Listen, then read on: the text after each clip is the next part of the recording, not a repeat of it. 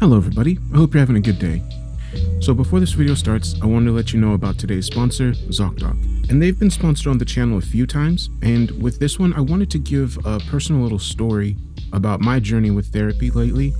And as some of you know, this last year's been kind of rough for me. I haven't been uploading as much. It's been a bit harder to work with various things going on in my personal life, my health, and there was a pretty good amount of time where I wasn't really uploading at all due to various mental health factors. And after I started seeking therapy for a few of these things, not only have other issues in my life cleared up, which have allowed me more time to work on stories, record, but also just my mental health has been getting better because I've been able to find somebody to help with my ADHD. And there are aspects of my ADHD that make it difficult to get things done, such as executive dysfunction, things like that I normally just chalk up to like me being lazy and things like that.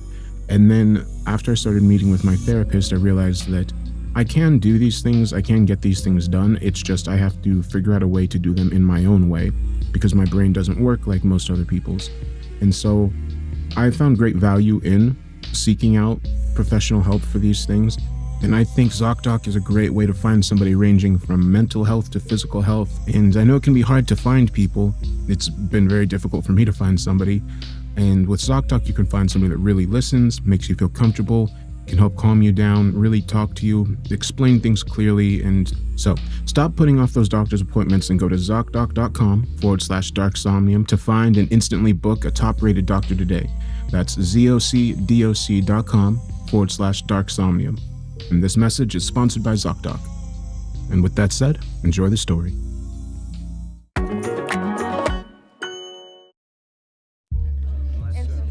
I don't like him. Jerry whispered. He's weird. I looked at the guy sitting alone on the couch in the corner. Lanky, pale, brooding. He seemed out of place. I wondered if he was someone's date who'd gone forgotten. "Don't judge a book by its cover," I replied. "Haven't you seen that credit card ad?" She rolled her eyes. Fine, but I don't want you to be around when he starts shooting up the place. "Jesus," I hissed. "What's wrong with you?" This is a party, Kay. People are supposed to be having fun, not being miserable. "So then why are you acting like such a miserable twat?" I responded and walked away, heading toward the guy in the corner. You've got some fucking nerve. I heard her complain. I sighed and ignored her. "Hey," I said, sticking my hand in front of the weird guy. "I'm Kay." The guy glanced up. I was surprised to see tears in his eyes. I guessed my date gone forgotten theory might have been accurate. "Devin," he replied, slipping his palm into mine. It was warmer than I'd expected. "So, what brings you here, Dev? Do you know Shauna and JP? Devin shook his head. "No, I don't know anyone here." "Party crasher, huh? I dig that. You're missing out on some good food, though. Want to come get some lasagna with me?" "No thanks, I'm not hungry." That's cool. Can I get you a drink? JP made a batch of Manhattans that'll strip the enamel off your teeth." "I can't drink," I acknowledged, wondering why he crashed a party thrown by people he didn't know and whose food he refused to eat and whose booze he wouldn't drink. I plopped down on the couch next to him and surveyed the party.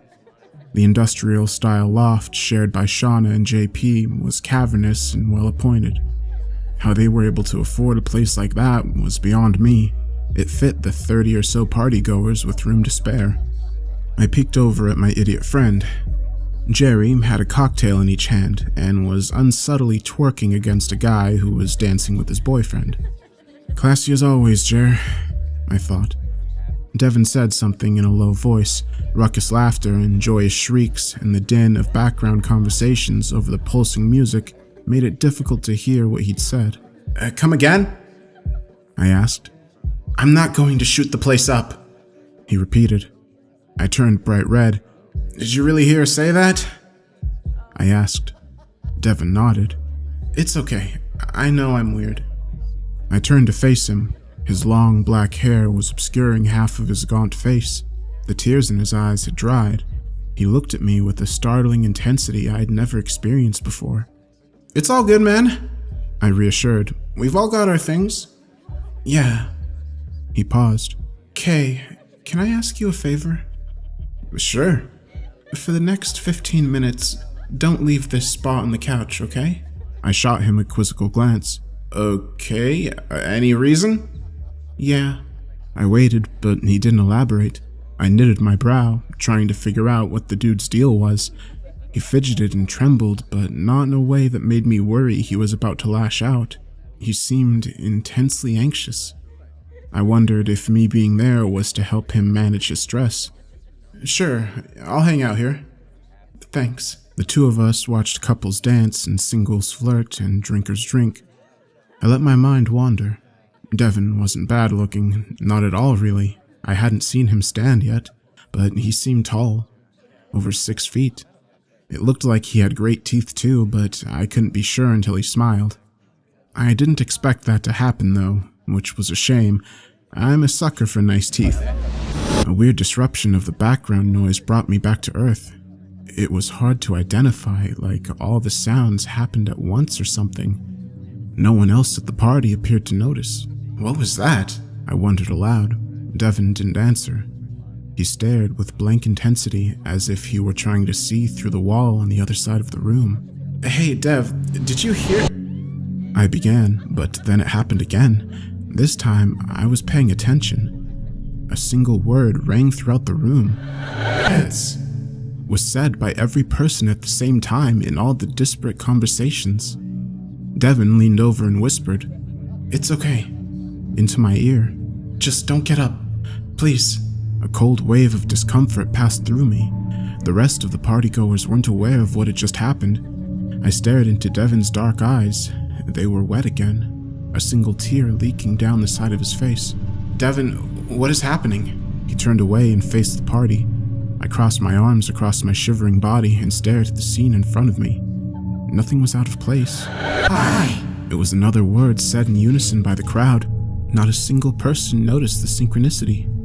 5 seconds later. Cycle. Another 5. Renews. Cycle.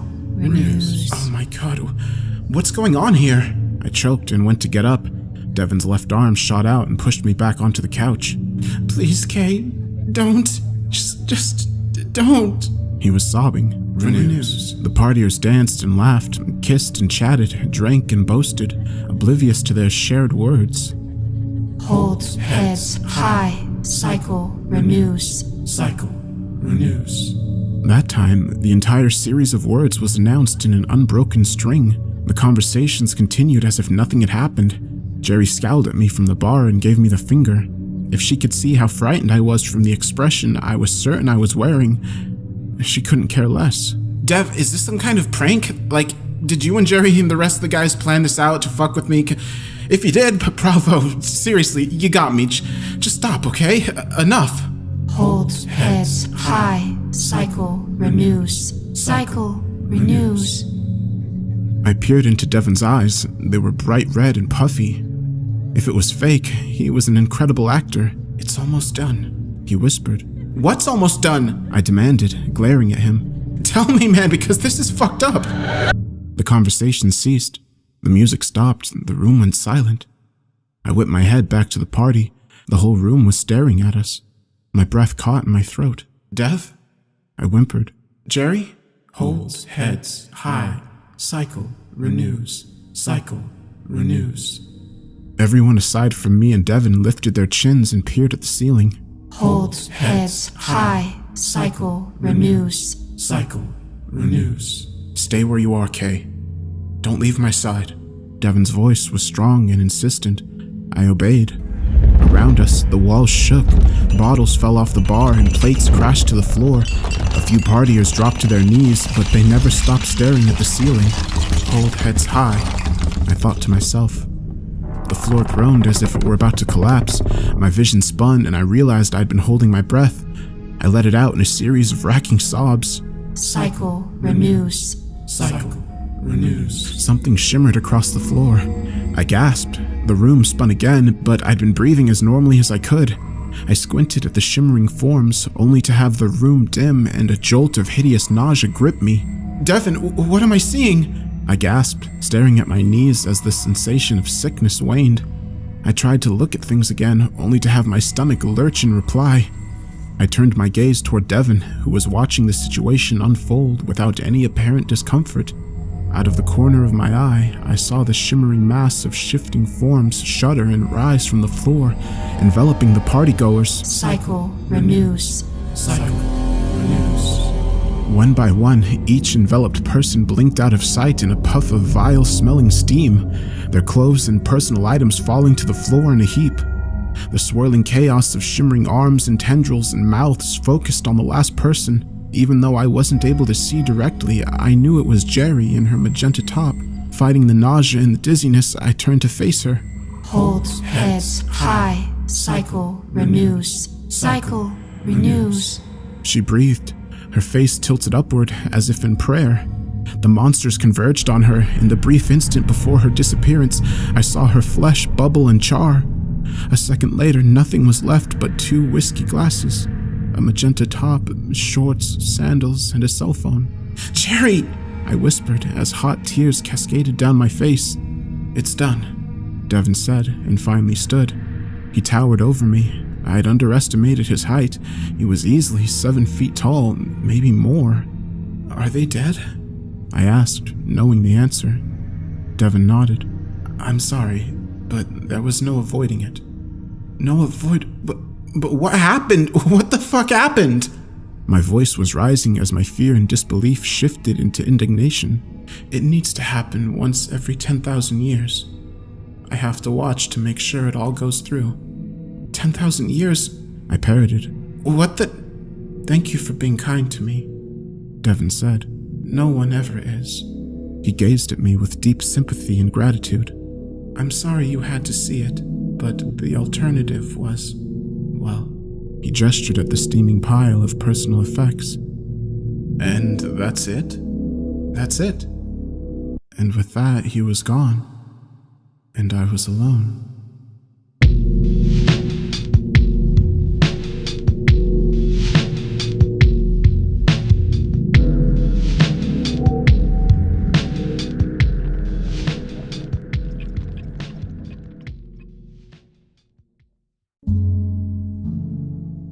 The war had been over for about 3 months.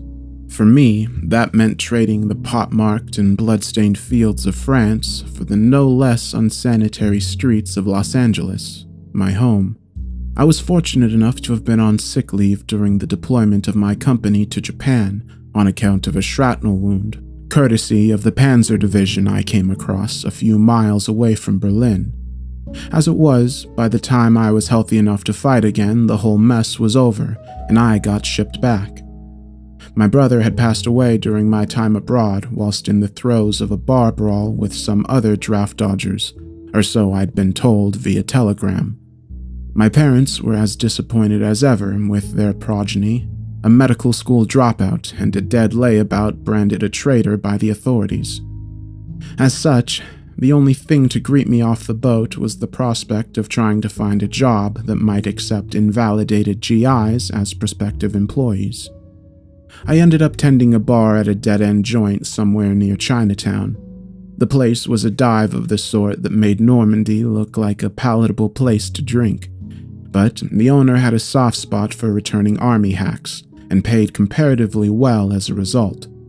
By the time those 3 months had crawled past, I'd settled into a life at home relatively well, and I even had a steady string of dates going on with a local broad I knew back before getting dragged into the war. The nights still got to me, though.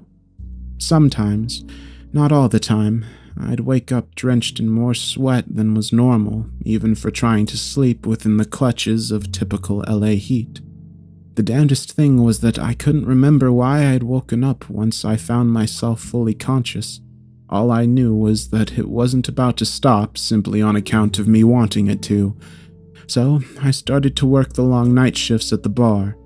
Figured that I could make something of my time that my head was forcing me to remain awake through. This night in particular saw whatever it was scratching particularly hard at my skull. Whenever I stumbled onto the cusp of knowing what it was, I'd be thrown into the depths of a fit of unease that tore me away from an atmosphere of sawdust and sweat and into one composed of cordae and screaming. The fact that the place was near dead that night didn't help me any. and I spent most of the evening pacing up and down the bar between bouts of chills that ate through the humidity that smothered everything else. I knew that the government shrinks were rounding up all the disturbed veterans on their return home, but the last place I wanted to be in was the presence of a doctor. I knew that I'd seen enough medical paraphernalia to last me a lifetime, and a few more besides. I was running out of options, though. I knew that much. The hours ticked wearily on, and I became more and more resolved to pay the local veterans office a visit once the sun decided to crawl back into the sky. By about midnight, what little patronage the place had managed to lure in from the streets had bled back out into the city. Sailors and Marines on shore leave regularly stumbled in and out as a consequence of the place sitting on the warpath between the clubs and back streets of Chinatown. Occasionally, a regular or two would materialize at the bar, sometimes in conjunction with some floozy procured from any number of other holes that dotted the neighborhood. As it was, midnight saw both groups noticeably absent. They had been around earlier on, of course, but the ebb and flow of the night had replaced them with a single patron. Amongst wrestling with whatever monkey had set up residence on my back and serving the regulars, I had noticed him gravitate closer and closer to the bar throughout the evening. With the place empty, it was plain to see that he had finally completed his journey as he sat atop a stool by the far end of the tabletop.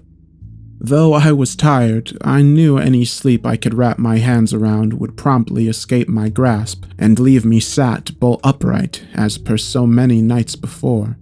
So, instead of throwing the guy out and shutting the place up, I went over to him and asked for his order. "I'll take a brandy. Straight up, if you please."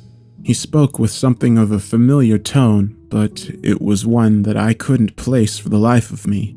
Maybe it was just one of those voices that everyone just knows. Patriarchal in a way. In the blood. Like a grandfather, perhaps. A voice that says, "Relax, trust me," regardless of what words litter it. I gave him a nod and fumbled with a bottle of the cheap stuff that riddled the racks up on the back wall.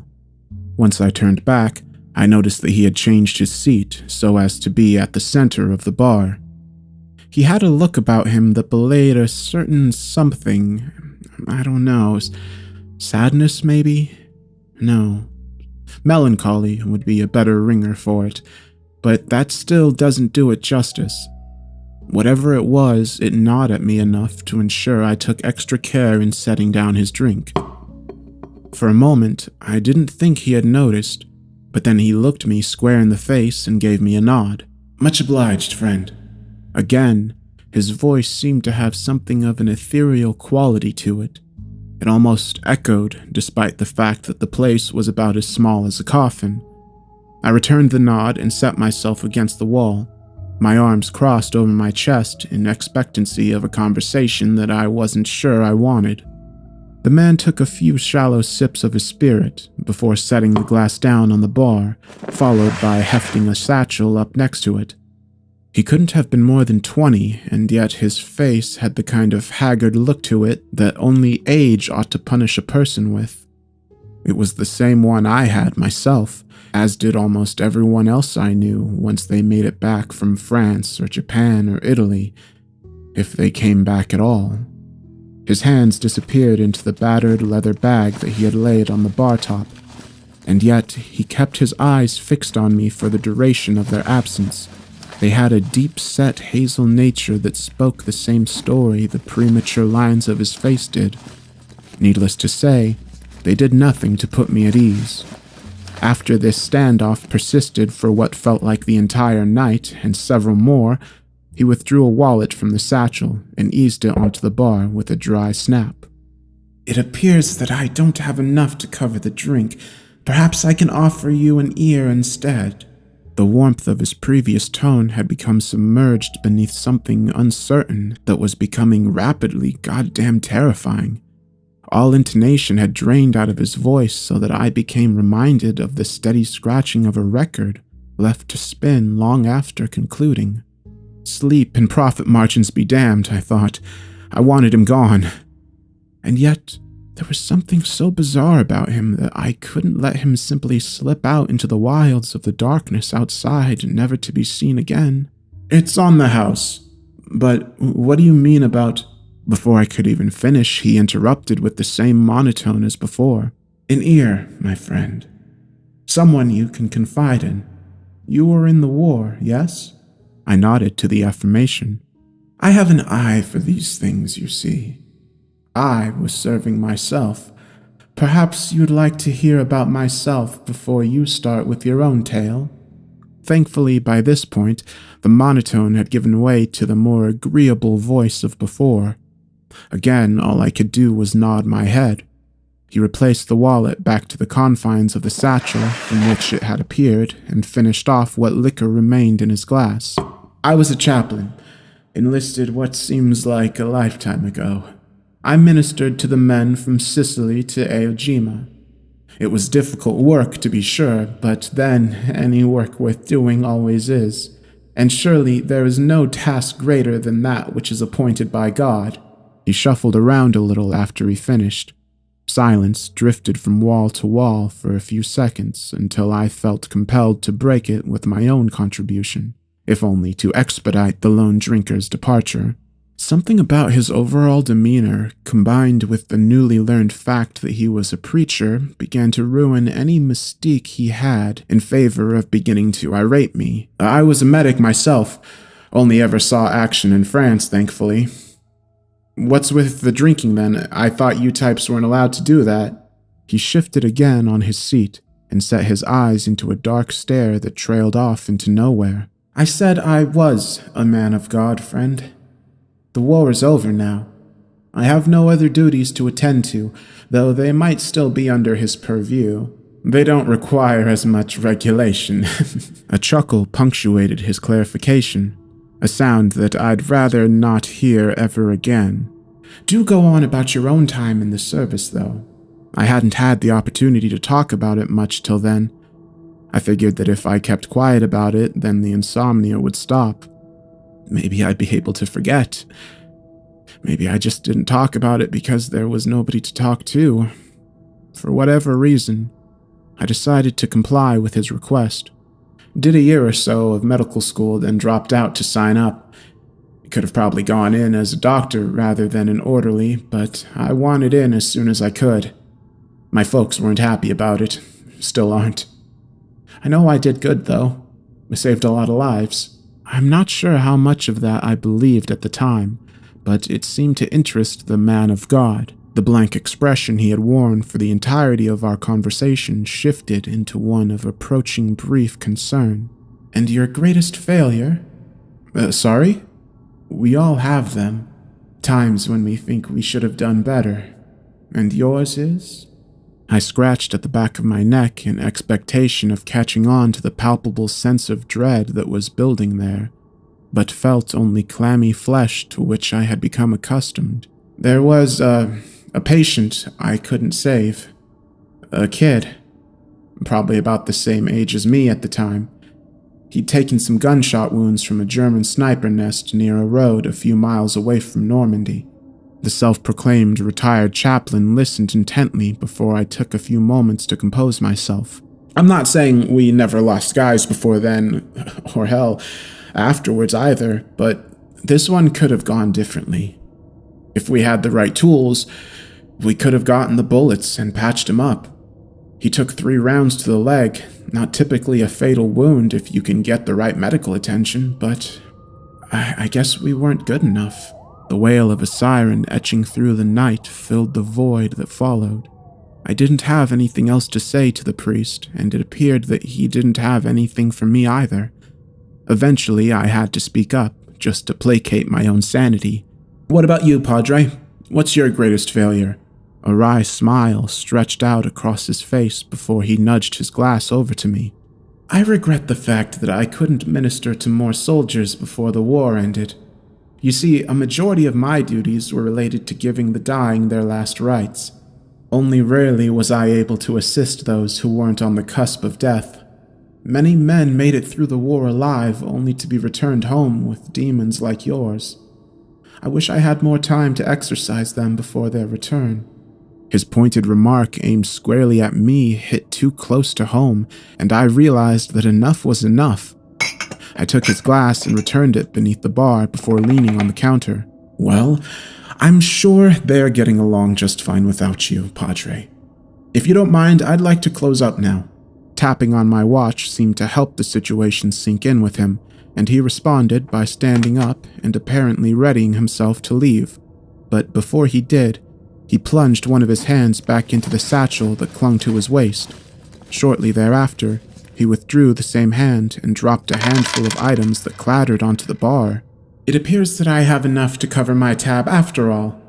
People often forget that it is the duty of a chaplain to pray for both the souls of the departed and the living alike. With that, he turned and strode out into the balmy night. I breathed a sigh of relief and leaned with all my weight onto the bar for fear of collapsing. Eventually, I lifted my head back up and went over to where the handful had dropped. An assortment of coins lay on the surface, adding up to exactly the cost of the brandy that the night's final patron had ordered, despite the fact that I never told him how much he owed. And amongst the familiar glint of silver coins shone a ruddy brass glow that I hadn't seen since coming back home. The faint glow emanated from 3 discharged bullet casings.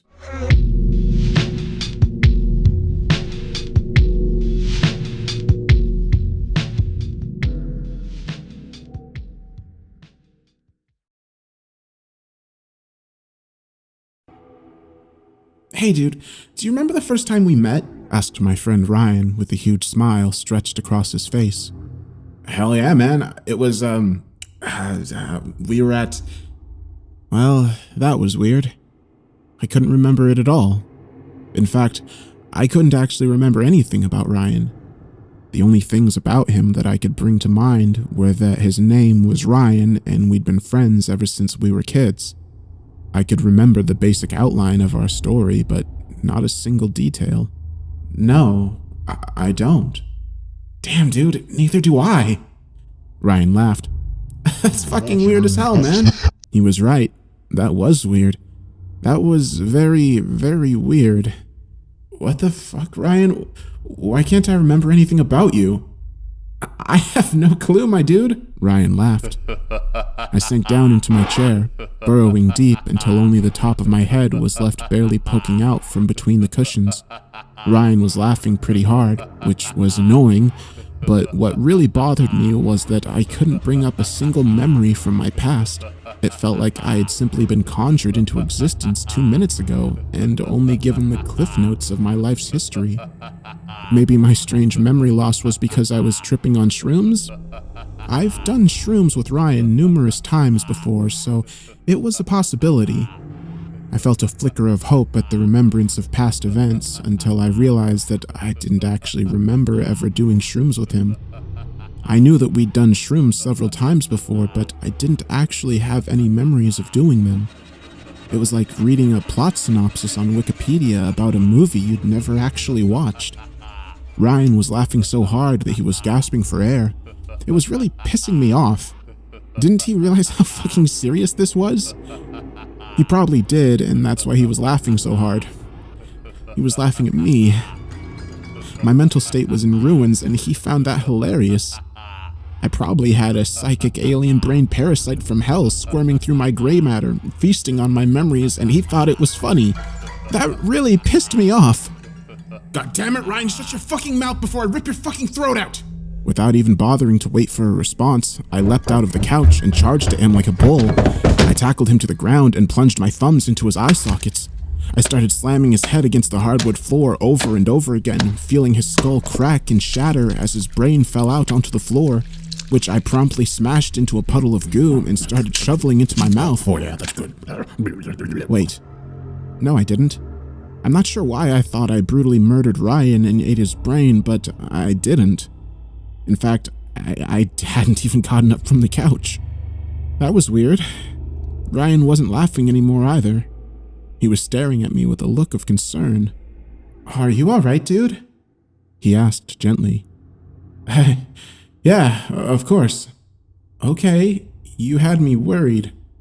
That was some pretty hardcore brain surgery you had this morning, and the doctor said it could take 10 to 50 years before you feel normal again. Did I undergo brain surgery?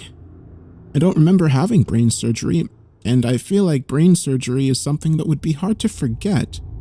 I decided to play it safe by pretending that Ryan was telling the truth. There's no point in poking the bear. Ah, yes, the brain surgery, of course. What was the brain surgery again? I don't know, dude. I'm not a neurologist. I think they removed your cerebral cortex or something to help you quit smoking. I smoke? Not anymore. It was a very convenient story. It perfectly explained my memory issues and why I wasn't smoking a cigarette at that exact moment. It wrapped everything up in a neat little package with a bow on top. Oh yes, it was a very convenient explanation. Very, very convenient. It was far too convenient. That's how I knew it was a lie. But of course, what a splendid explanation, Ryan. What you just said is definitely true, and I totally believe you for sure. Yep, no doubt about it, I said, trying to play it off smooth in order to convince him that I believed his obvious lie. I was pretty sure he bought it. Hey, dude, do you remember the first time we met? Asked my friend Ryan with a huge smile across his face. Oh, hell yeah, man. It was, we were in Vietnam? Well, that was a weird question. Ryan had been my squad mate in the trenches of Vietnam ever since he saved my life from a German sniper. We've been best friends. I remember that day like it was happening right now. It's something I'll never forget for as long as I live. I was honestly outraged by his insinuation that I could ever forget that moment. I'm only alive because he risked his own life to save mine.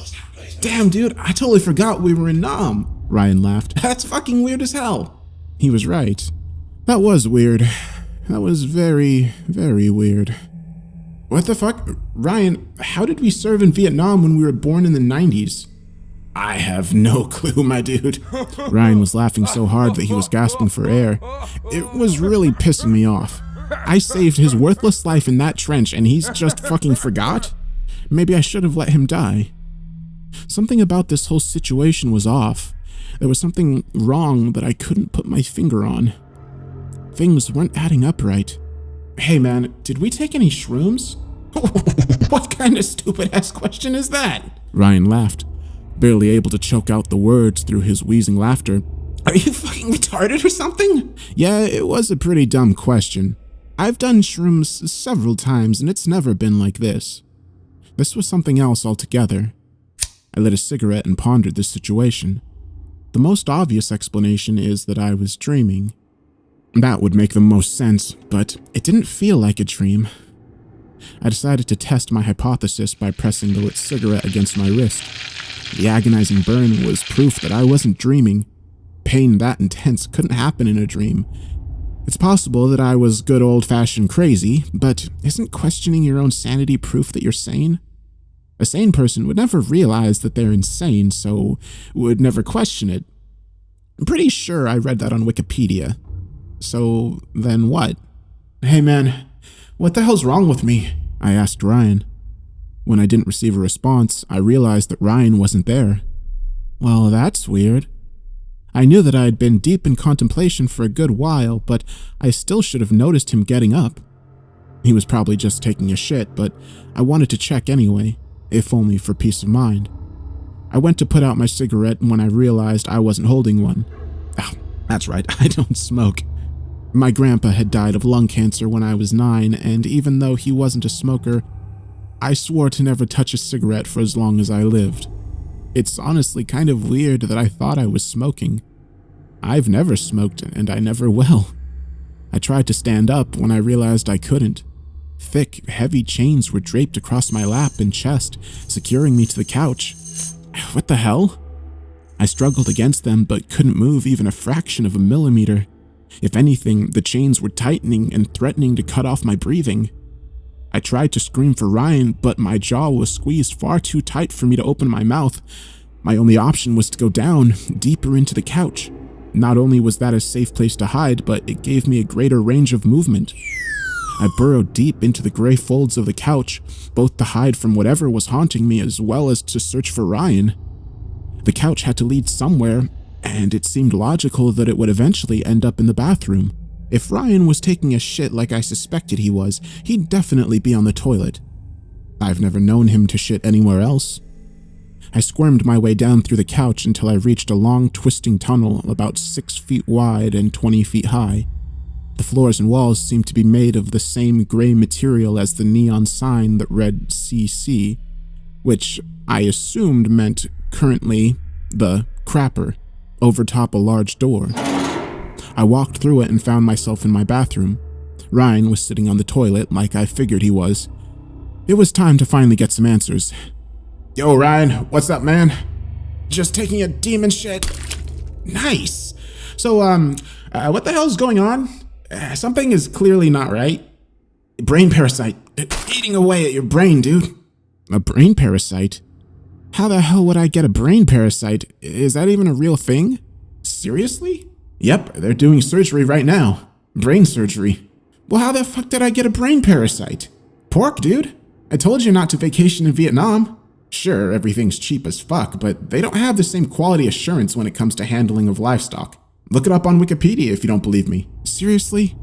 All of this because I ate some bad Vietnamese pork on vacation? What the fuck? That kind of pisses me off. As I looked around trying to make sense of everything, it dawned on me that this couch seemed awfully familiar. The more I thought about it, the more I realized that the walls and floors looked like a brain. Likely my brain. So, is this my brain? Am I literally inside my brain? Well, not literally. You're probably literally in a hospital bed or something. I mean, how could you literally go inside your own brain? That doesn't even make any sense. Think about it.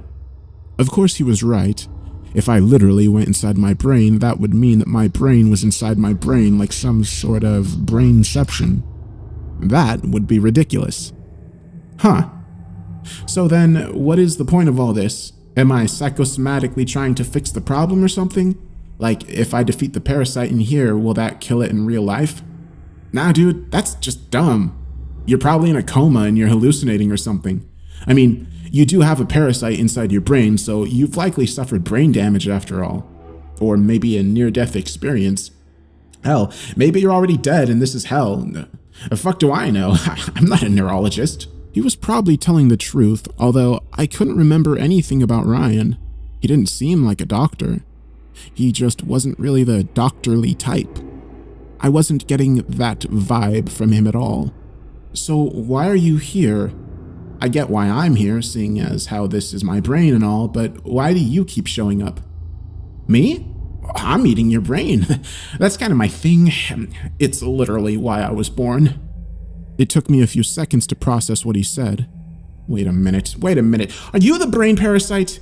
Did you seriously just now figure that out? I thought you were Ryan. Why the hell would Ryan be inside your brain? My name is Somnium, by the way. Then who the fuck is Ryan? No fucking clue, my dude. Well, that's weird. Aside from Somnium being a pretty stupid name, it still didn't explain much. Why did I think he was Ryan? Actually, I still didn't even know who Ryan was, let alone remember the first time we met. So, are you like some kind of psychic brain parasite from hell or outer space or something? Nope, I'm just your standard cyclophilid cestoid of the family Taenidae. I was just an egg when you ate undercooked pork with my mom inside it. I hatched in your intestine and then made my way into your cerebral cortex to start a family. Somnium is a really stupid name, by the way. I didn't choose it, he said with a shrug. This was all pretty hard for me to process, I have to admit. It didn't much matter because I woke up in a post-surgery hospital bed. The doctors managed to explain the situation a lot better than Taeni did. I had indeed gained a brain parasite, so they had to operate to remove the brain cysts and insert a shunt to drain fluid buildup. Even years later, I can remember the hallucinations vividly. Even though I know that it was all in my head, I can still visualize it like it actually happened. The doctor said the hallucination was likely a result of the anesthesia. If I had suffered any brain damage, it was minor, although I had to take pills for a good while just in case there were any stray parasites lingering inside my body. That's my biggest fear, that another one will end up inside my brain and I'll have to return to that nightmarish place. I obviously no longer eat pork, even if it is FDA approved. I was able to go back to a normal life pretty quickly thanks to the support of my mom, my girlfriend Amy, and Ryan. The real Ryan, not the parasitic hallucination. The memories from my recovery are a bit fuzzy, and I'm still not sure why Tayani manifested in my mind as Ryan, or why he was so concerned about the first time we met. I'll admit that it took me a while to feel comfortable around him again. The image of him as Tayani was so strong in my mind that just being around him made me nervous. I told him all about what happened, and we managed to work through it. It wasn't long before we were hanging out like we used to.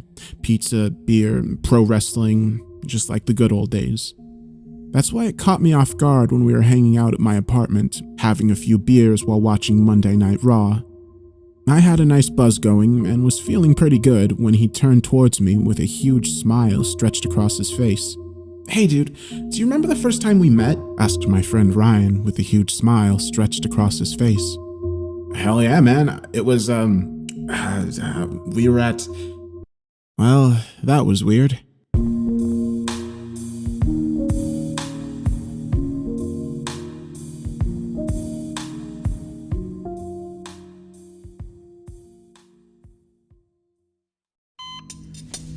Dying for the first time is pretty jarring. One moment you're lying in a hospital bed and counting the number of holes in the ceiling of your room and wondering when the doctors will finally give you the green light to go home. The next, you're hearing the beeping of the machines and your vision is going black at the edges, and the new pain in your chest radiates to all of your extremities before you pass out. That wasn't the jarring part, of course, because everyone's felt pain. What was jarring is when your vision came to and you see yourself on the operating table, chest opened up in a last-ditch attempt to keep your clogged heart pumping blood. Or at least that's what happened to me. I have no idea if anyone else will go through the same thing. I don't have any proof that's what's going to happen to any of you. Despite watching the last hydrogen atom collapse into quarks and gluons, I still don't have any answers to anything. But at the very least, I can give you some advice. Let's start with the first time I died. I wasn't the healthiest person in the world. I ate junk food that tasted good. I smoked cigarettes that made me feel good. I drank caffeine that allowed me to get through the monotonous workday until I got home. I'm guessing it was these habits that finally caught up when the heart attack took me for the first time back in 2016. What I was the first time around doesn't matter very much, as that's not the person I am now, and at the end of this piece of advice, you'll know none of it matters. Like I said before, when I died the first time, I was in the hospital operating room, floating above my now lifeless corpse, and watching the surgeons and their assistants in their futile attempts to revive me. I watched for what felt like forever as the doctor took off their surgical gloves and washed their hands in the sink. To their benefit, they did look sad about the fact that they couldn't save me. That 5 seconds of them staring into the mirror, not knowing that I was floating directly behind them, invisible and incorporeal, but watching nonetheless, told me so much about this person's humanity. But there's always another patient to save, another life to pull back from the brink of death, and another patient to lose to that inevitable death. The first thing I tried to do when I finally realized my situation was to try and make any kind of change in the world. I tried to fog every single mirror in every single room of the hospital. I tried to extend some part of myself, whatever of myself there was now, into every single piece of electronics that I could find. But no matter how hard I tried, nothing happened. I felt nothing, and consequently, nothing I ever did changed anything. If I remember correctly, forgive the forgetfulness, it's been a while since that happened. It was somewhere around the 2020s when I finally decided to try leaving the hospital. Despite what most ghost stories would tell you about being attached to a place, I found out that at the very least I had no such limitation. The first thing I did after finding this out was look for my son. Despite my bad habits and the lack of love for their mother, I managed to keep a working relationship with him for most of his life and wanted to know that he was doing okay. An admirable thing to do, I thought at the time. Living tissue has a built-in acceleration limit. The most acceleration a human has ever experienced was 46.2 Gs, and that was only for a few seconds. 65 Gs is enough to make you go unconscious and will kill you quite quickly. The toughest creature on Earth, the tardigrade, can withstand 16,000 Gs without dying. 1 second I was staring at the hospital, and the next I was several thousand miles away watching my son attempt to stay awake at a station on the USS George H.W. Bush. I sat there and watched as the boat landed in port. I watched as he got drunk with his friends. I watched as he struck out with woman after woman. I watched as he got drunk on duty one too many times. I watched as he managed to get kicked out with a dishonorable discharge. I watched as his drinking got worse. I watched as he died in his 50s. Time, when you have no biological clock of eating, sleeping, and shitting to go by, feels like a dream. You can focus on a second for what feels like a year and watch a decade pass by in a proverbial eye blink. My son died unmarried and unloved.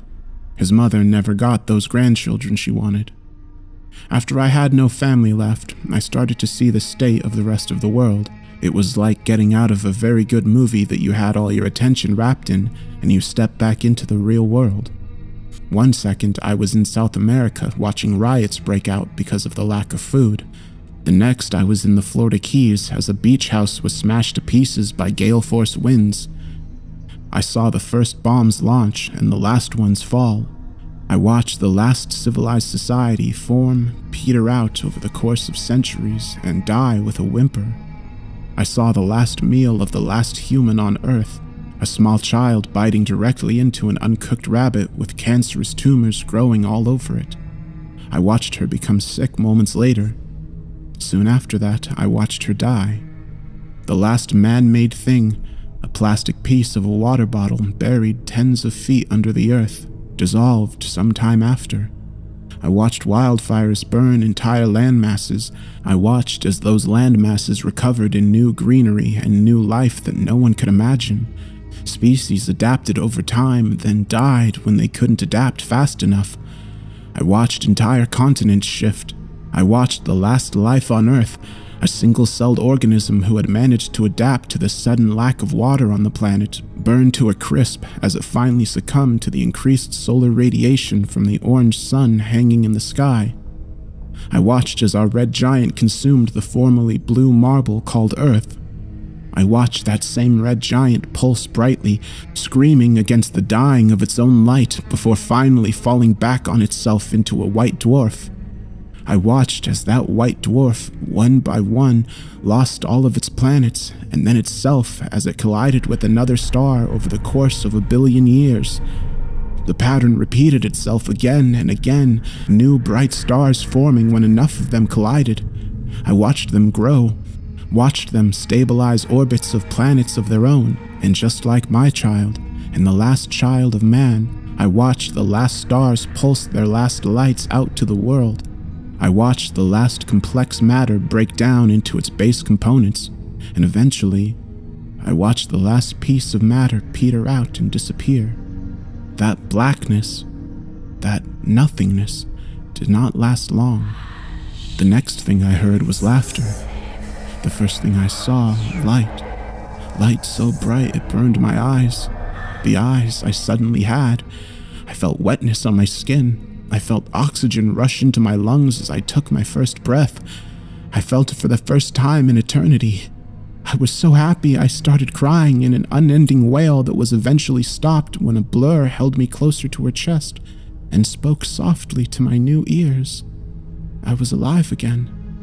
I didn't waste any time with this newfound life. I used the memory of a previous lifetime and a previous eternity to graduate as early as I could. A child prodigy, it turns out, is easy to confuse with someone who's already lived once. I used my knowledge to gain every advantage I could. I was a millionaire by the time I was 20, a billionaire by 30. I used that money and put it into every charitable thing I could that would push humanity to the stars. I had already come to the conclusion many millennia ago that I couldn't save the human race, but at the very least I could preserve it for as long as possible. I funded denuclearization campaigns. In my lifetime, I replanted half of the Amazon rainforest with my money. I funded private space travel. And I watched myself die again. I watched the corporate empire I built keep going with the people I trusted in charge. I watched them run my efforts to keep the human race alive. I watched silently as they put the first humans on Mars. I watched as the colonization efforts began. I watched the next century roll by as the first interstellar ship was launched. I watched as that ship was torn to shreds by a micrometeor storm. I watched the last human die again, this time in a shelter underneath the now unlivable land. His last meal was a decades-old can of beans that had unknowingly been tainted with botulism. The plastic dissolved, then the earth, then the sun. After the blackness overtook everything, I heard the laughter again. It wasn't for long, as it was replaced by the light and feeling and consciousness of a newborn baby. I spent the time again to build an unbelievable life. That time, I even managed to get to space myself before dying to a genetic ticking time bomb at 78. In the blackness of eternity, again, laughter, then light. I've seen the end of everything more times than I can imagine. I've seen the surface of every star and every planet and every sky of every world. I've watched humanity peter out and die every single time. I've heard the same laugh, the same chuckle every single time, the second before I come back. I ran the human race like a silent dictator and put every piece in place innumerable times, yet nothing I do, no matter how big or small, can extend the life of our species more than a couple of centuries. Sure, there's other life out there, but what can you do with that knowledge besides watch them die like the rest of us? So here's advice from the one person who's seen eternity.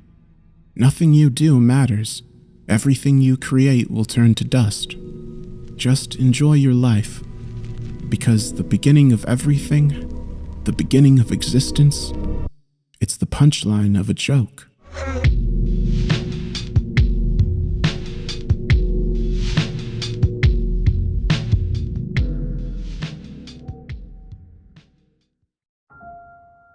One morning after mowing the lawn, I found a strange crimson velvet envelope between the cracks in the ground. Surrounded by an eerie pink-reddish glow, it was mesmerizing to look at. I felt drawn to it, almost like it was placed there on purpose for me to find. I always was a firm believer in the supernatural, but I never got a chance to experience it. I thought this might be a unique opportunity to see once and for all if there's something more to it. I thought I could finally get the answers I've been searching for my whole life. I always thought about it, and my mind was provoked by this question, by this never-ending string of dark and twisted enigmas that have always filled my soul. What were heaven and hell like? Was there a purgatory also? What if all we ever knew was fake and not according to the reality that was beyond the veil of human perception? The more I looked at the strange envelope, the more it began to take a hold of my spirit. This energy that started flowing through my body was something evil, I think. That's how it felt at first. A strange sensation of the purest evil, indescribable in human words, was dropping needles in my soul like it wanted to perform a voodoo ritual on it. My mind, body, and spirit all became weakened by this amazing and crushing force that was coming from the envelope. So I gave into it. I let it take over. I didn't even try to fight it. My desire to see and feel the supernatural transcended my will to live. It was at this moment I knew I could find something bigger than me, bigger than humanity itself. The envelope was sealed in blood. It was signed, "To you," by an old demon. I started feeling scared, fear clouding my mind, its poisonous arms reaching within the very dark and cold abyss of my consciousness. Right under the seal it said, "Pour your own blood over the seal to open this letter," written in minuscule letters. This raw, powerful energy was taking over me, replacing whoever I was with something anew, with something powerful and evil at the same time. But there was something else I was feeling then, some sort of guilt, sadness, of not belonging, but they were not mine. The letter was emanating them. I could feel that. I bit my finger and let the blood fall on the seal. I felt displaced, lost in time and space forever. The letter was short, and I don't know how, but I remember it word for word. Dear human, I didn't want you to ever find this letter, let alone read it, but yet here we are. I'm sick of it all, yet I still have to do it. It's too late for you, dear host, but I think you'll be the lucky one, the luckiest of them all. I want it to be my final time doing this. I want to wither away, to die. I want to be destroyed, obliterated into the infinite pitch black, empty and cold void. I will let you live after taking over you. Those before you never had this chance, simply because the process corrupted their mind and soul in a way that never allowed them to live again. You will see ugly and evil things. You will experience pain and fear you have never experienced before. Call this letter a curse for those who find it. But you will live. You will live because I will die. Before this process is complete and insanity will take over you, I will be dead. This has been going on since before I can remember, since your kind started walking the earth. I don't exactly know its final purpose, nor did I even ever bother to understand it. Simply, my kind has to do it to your kind. It's always been this way, and always will be. I know you're afraid. I know your hands are shaking while reading this. You know this is not a game, and you know there is no escape from this. All you have to do is bite your finger and pour a few drops of blood on the page. Let me show you something new. With sadness, an old demon. I felt more and more empowered by the evil things the letter emanated. I knew this was not a joke. I signed the paper with my blood. It caught fire, its pinkish flames slowly engulfing me. I screamed in pain, but not because I was burning. It was a pain coming from the fact that I was being slowly taken to another plane, bit by bit. I faded to black in a way. I was still aware, though, and when I opened my eyes a bit, a large glass tube was all that I saw. The tube seemed infinite, and the black smoke that filled it was not damaging me physically, but when that cleared, I saw twisted faces of evil beings, their shiny teeth bleeding acid spit on the glass tube. They were everywhere. Their sharp claws were scratching at the surface, trying to break in and feed. I could see the hunger in their eyes, hatred fueling whatever they held inside their minds and bodies. The deformities howled and screeched a ravenous desire to eat me. That was my last memory of being inside the tube. Right after seeing those horrifying creatures, I passed out completely. I don't know how much time I spent inside that tube. Time seemingly wasn't a thing inside it. It was just endless, infinite, darkness all around me. Coming back to my senses, I found myself in a small room, although it was dimly lit by a flickering yellow light bulb. It was very dark. Right in front of me, there was a chair. It was wrapped in the exact same red velvet that the envelope was made of. Please, sit down, the baritone voice said, making the room tremble as if the eons that passed suddenly had a voice expressing all kinds of existential terrors and horrors that this owner had witnessed with the passing of this strange man-invented construct, time. I felt fear licking my brain, and its awful embrace kept me in place, rendering me unable to move. The fear that built up inside me was life-threatening. I knew that in the medical sense of things, a person could be scared to death. My opinion was that it wouldn't take me long to get there. Whatever was in that room with me, whatever presence loomed in the thick, damp, and heavy air, made me fear for my life. The room started shaking, and I sat down on the chair. The voice told me to close my eyes. In the darkness behind my eyelids, red flashes started running before them. I heard a door opening, then closing shut. There wasn't any door when I first came here. Yet again, I was absolutely positive that the natural laws, the ones we guided our lives after, did not work here. More so, this wasn't anything natural. Open your eyes. The same voice once again told me. A wave of shock and horror pierced through my heart. It split my soul into halves, never to be repaired again. My mind shattered into thousands of small shards. I was no longer me. Fear took its throne inside my body. The war raged on between what I thought before and what stood in front of me now. A fiend-like shadow, its eyes burning a bright red hue, fixated me. It was impossible to look at, yet here I was. The monstrosity stood before me, as if it knew me from my childhood, even from before I was born. The smoky shadow let out a sigh, then a sad smile revealed its shiny teeth. The way its face contorted into something that revealed a dark, endless, and timeless sadness hit me so hard. The first thing that came to mind, the way I could picture this sadness that I was seeing, was a barren wasteland with dark clouds in the sky. Just that.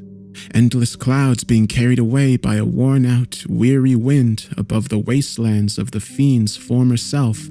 Don't be scared, child. I will not hurt you, I hope. The demon fiend said. I stood, aghast, static buzzing through my skull. I always wanted to experience things like this, but not in a way where fear would invade my whole body like a leech from hell. You will be the last one for me. The last human I will possess before I end myself. I can't take it anymore. I choose you because you always wanted to see something that pertains to the supernatural. The demon said. I just want to talk to you a little before we do this. I nodded. Shivers ran down my spine, and everything I thought I knew before was obliterated by this new experience. This place is called the Hollow. It is the antechamber to hell. You heard that door opening and closing, yes? What lies on the other side will make you lose your mind, and it's not even hell itself behind it. He sighed, a deep, dark sadness escaping his mouth. I nodded. The fear that was reigning supreme inside me didn't let me speak yet. The Hollow was a place where all soon-to-be possessed people go. There they could sit face to face with the demon that would take over their body. Some of them would just tell secrets and forbidden knowledge. Others would say nothing at all. They could show you other worlds, or just mock, hurt, and eventually possess you like you were nothing. I think the common thing for all people who have been inside this room was fear. A deep, unending, seething fear. I need you to help carry me to a place where I will kill myself. Where I will find a pool. Where I will drown because I am tired. The demon said. I finally got my voice back. I was fearful, but yet again, this is not how I wanted to find out about the existence of the supernatural. I didn't want my first experience with it to be me being a vessel for a suicidal demon. The Hollow started to tremble, and the demon told me we needed to hurry. The process will be painful, and fear would probably leave eternal marks and scars on my mind. Are you ready, child? The demon asked me. I nodded, tears filling my eyes. He crashed into my chest like a rifle had just been emptied into me. The pain was an eternal flame of hate, a superior being that transcended everything I knew before. The fiend spread itself across my whole body and took over me. Soon, he dictated all my motions and movements. My train of thought wasn't my own anymore. I became a prisoner. The purple door appeared in front of me. I let out a scream inside my own mind, only for it to be swallowed whole by the demon's voice. I will shield you from the insanity. You will be all right. Let's go to the pool. He finally said. The door opened and a black, long corridor was revealed. It was similar in a way to the tube in which my travel here was done. Men and women were plastered all over its walls. The demon told me that its higher-ups sometimes got off on gluing sinners to the walls, especially murderers, rapists, and pedophiles. Their never-ending screams would echo into the eternity of which they had been condemned. Cries for help and screams of anguish filled the corridor. The absence of light was not a problem for me. I could see through the demon's eyes all the way to the end of this black, horizontal place, fit only for beasts and former human psychopaths. What made this new sight special was that it looked like I had a fire in my eyes. Don't know how to better explain it, like when you look through a fire and see something on the other side. That's exactly what this was. We need to hurry. He knows something's happening. The demon screamed inside my brain. Who knows? I asked, fear breaking my mind's voice. You know who, he said. I started running, although I was not in control anymore. I ran and ran and ran. It felt like an eternity. We reached another door. It was ancient and the wood was cracked. A howl, followed by a deep groan, echoed throughout the corridor behind me, silencing every scream that came from those sinners trapped in the walls. I heard the behemoth rampaging towards me, and not even for a second did I dare to turn my head around and see what or who it was. I didn't because deep down inside I knew who he was. I opened the door and a bright white light hit me in the face. I was temporarily blinded by this powerful beam, but soon came back to it. Run! The demon cried. A circular construction made of stone was taking shape as I was approaching it. Water filled it, colored black. It moved unnatural, as all things were here. Droplets of dark water rose in the air, dancing under the silvery sky above me. A dark red sun split into four was bleeding its core into the air, regenerating itself infinitely. Skeletal birds were flying in the sky, their screams of hateful spite making my soul shake. Trees made out of teeth were chattering when touched by the infernal winds of this place. This is a demon graveyard. The ones who die are buried here. The water over there is sometimes used for healing, other times for inflicting pain upon those who do not follow orders. White is for healing, black is for pain. The demon said. He told me to part my skin because the dark water needed blood. The crimson liquid was caught, almost like it was eaten by the floating dark water droplets. Then they collapsed into the pool, hitting it like a giant rock was dropped from the hell's heavens. A sort of maelstrom was formed. I looked inside but saw no end. It looked like a bottomless pit. I saw only dead bodies, grotesque skeletons and horns filling the void, floating around in the endless space like discarded carcasses of evil. We need to jump. You'll be back to your world safe. I want this to be my grave, my eternal home. I felt him leave my body, almost like something from the void pulled him out of me. He was floating, still alive. Thank you for your help, he said, his final words carrying feelings of relief and regret. Two long arms extended from the blackness and kept him in place. They ripped him into two, an explosion of bright light filling the void for a second. It blinded me and I fainted. I woke up back on the steps of my house. A ringing sound filled my head and I could still hear the screams of those plastered people from the dark corridor. The mark on my hand was still there. The bloodied scratch still showed. I think about it even to this day. What I experienced was borderline insane, but it was only a small part of the things we don't know. I got my wish fulfilled by fulfilling a demon's wish. The things I saw, though, will haunt me forever. The subsequent fear emerging from those events is eternally embedded in me like a tattoo made of darkness. I wonder what else is out there that we can't see.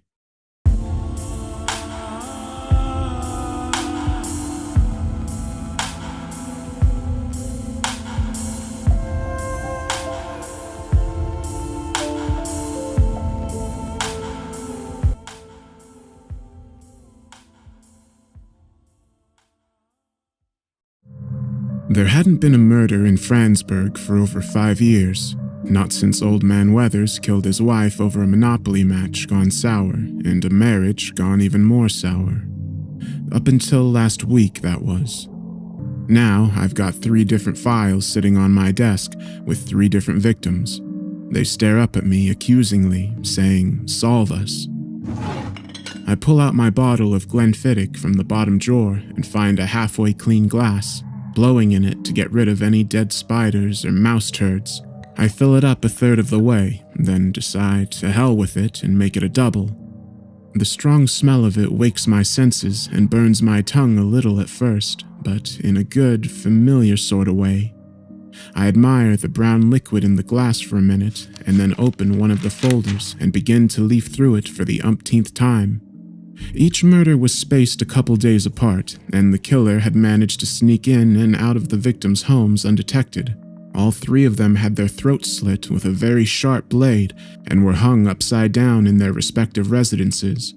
Their wrists and ankles were tied with thick, coarse rope. They had been left like that for hours, as if someone had been waiting for the blood to drain out, like cattle or pigs. But nobody knows where the blood went. How the hell does something like that happen in my little town? Something flares up in me momentarily, and I realize it's wounded pride. Someone has been in my town and has been killing my people, under my nose and without leaving a trace of evidence. Maybe you just can't find the evidence because you're an amateur, a hack. Probably. I questioned a lot of people, as one does, started with those closest to the victims and worked my way outward, trying to make connections. But murder isn't something I have a lot of experience with. Liars, though. Liars I can tell from a mile away. When you've been a cop long enough, you can pick 'em out easy enough. It's an acquired skill. The victims were young, in their 20s. People kill people they know. So, who knew all three victims? Who had a motive to kill them, and how did they do it without getting caught? The first question requires some digging. It means interviews with people who don't want to talk. I visit each victim's closest friends and family members. I find out that the three were all loners with very few friends, at least not in real life. Not only that, but they knew each other. My suspicion that the murders are connected became a certainty. I looked deeper into their lives, sussing out any details I can find. They were all gamers, professional ones apparently. Not something I had thought possible. To my surprise, when I ask about the details, the answer is always the same. Each victim was obsessed with a computer game called League of Legends. More questions lead to more answers, and eventually, after a lot of puzzle pieces come together, more questions lead to more answers, and eventually, after a lot of puzzle pieces come together, I figure out how the victims were all connected. It turns out they were all in a clan together, which means they played the game together as a team. The teams in League of Legends are made up of 5 people, so that leaves 2 more people out there who are either potential victims or potential murderers. I have to find the other members of the clan. The 2 are like missing pieces from a jigsaw puzzle, and without them, I can't see the whole picture. So I track them down. Sarah Green is the first. She seems pleasant enough. After inviting me inside for coffee, we talk for almost an hour, and she responds candidly and with concern for her deceased friends, but gives no useful information. Can I get you another refill, detective? She asks after I drain my second cup of coffee. No, it's all right. I think I've imposed on you long enough. She walks me to the door after that and says that she hopes I'll be able to find some answers. I thank her, still unsure of what to make of her, and move on to the next interview. Terry Wentworth is a chubby man with a ponytail and thick glasses. He has a patchy goatee which attempts unsuccessfully to hide a double chin with an unfortunate butt-looking cleft running down the center of it. I find myself trying not to look at it, as if to do so would be rude. What can I do for you, officer? He asks, looking annoyed. I understand you played a game with these people, I say, showing him pictures of the victims. He cringes slightly. A computer game called League of Legends, is that correct? Yeah, so what? I played with them. Something is off already. I can tell he is more nervous, more defensive than he needs to be. But then again, some people have bad social anxiety. Maybe he's just the anxious type. Any infighting in the clan, Terry? Problems between members? No, I don't think so. His palms are sweating heavily, and he wipes them on his pants, leaving huge damp spots on his upper thighs. I decide to take him down to the station and make him sweat a bit more. It works. After an afternoon in the hotbox, the bastard starts talking. Sarah, it was all her idea. I didn't even do it. It was her.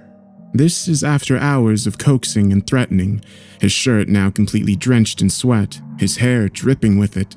I mentioned Sarah again, saying that he was probably going to kill her next, and the guy finally cracks and turns on her. But I just found out about it, and I couldn't stop her.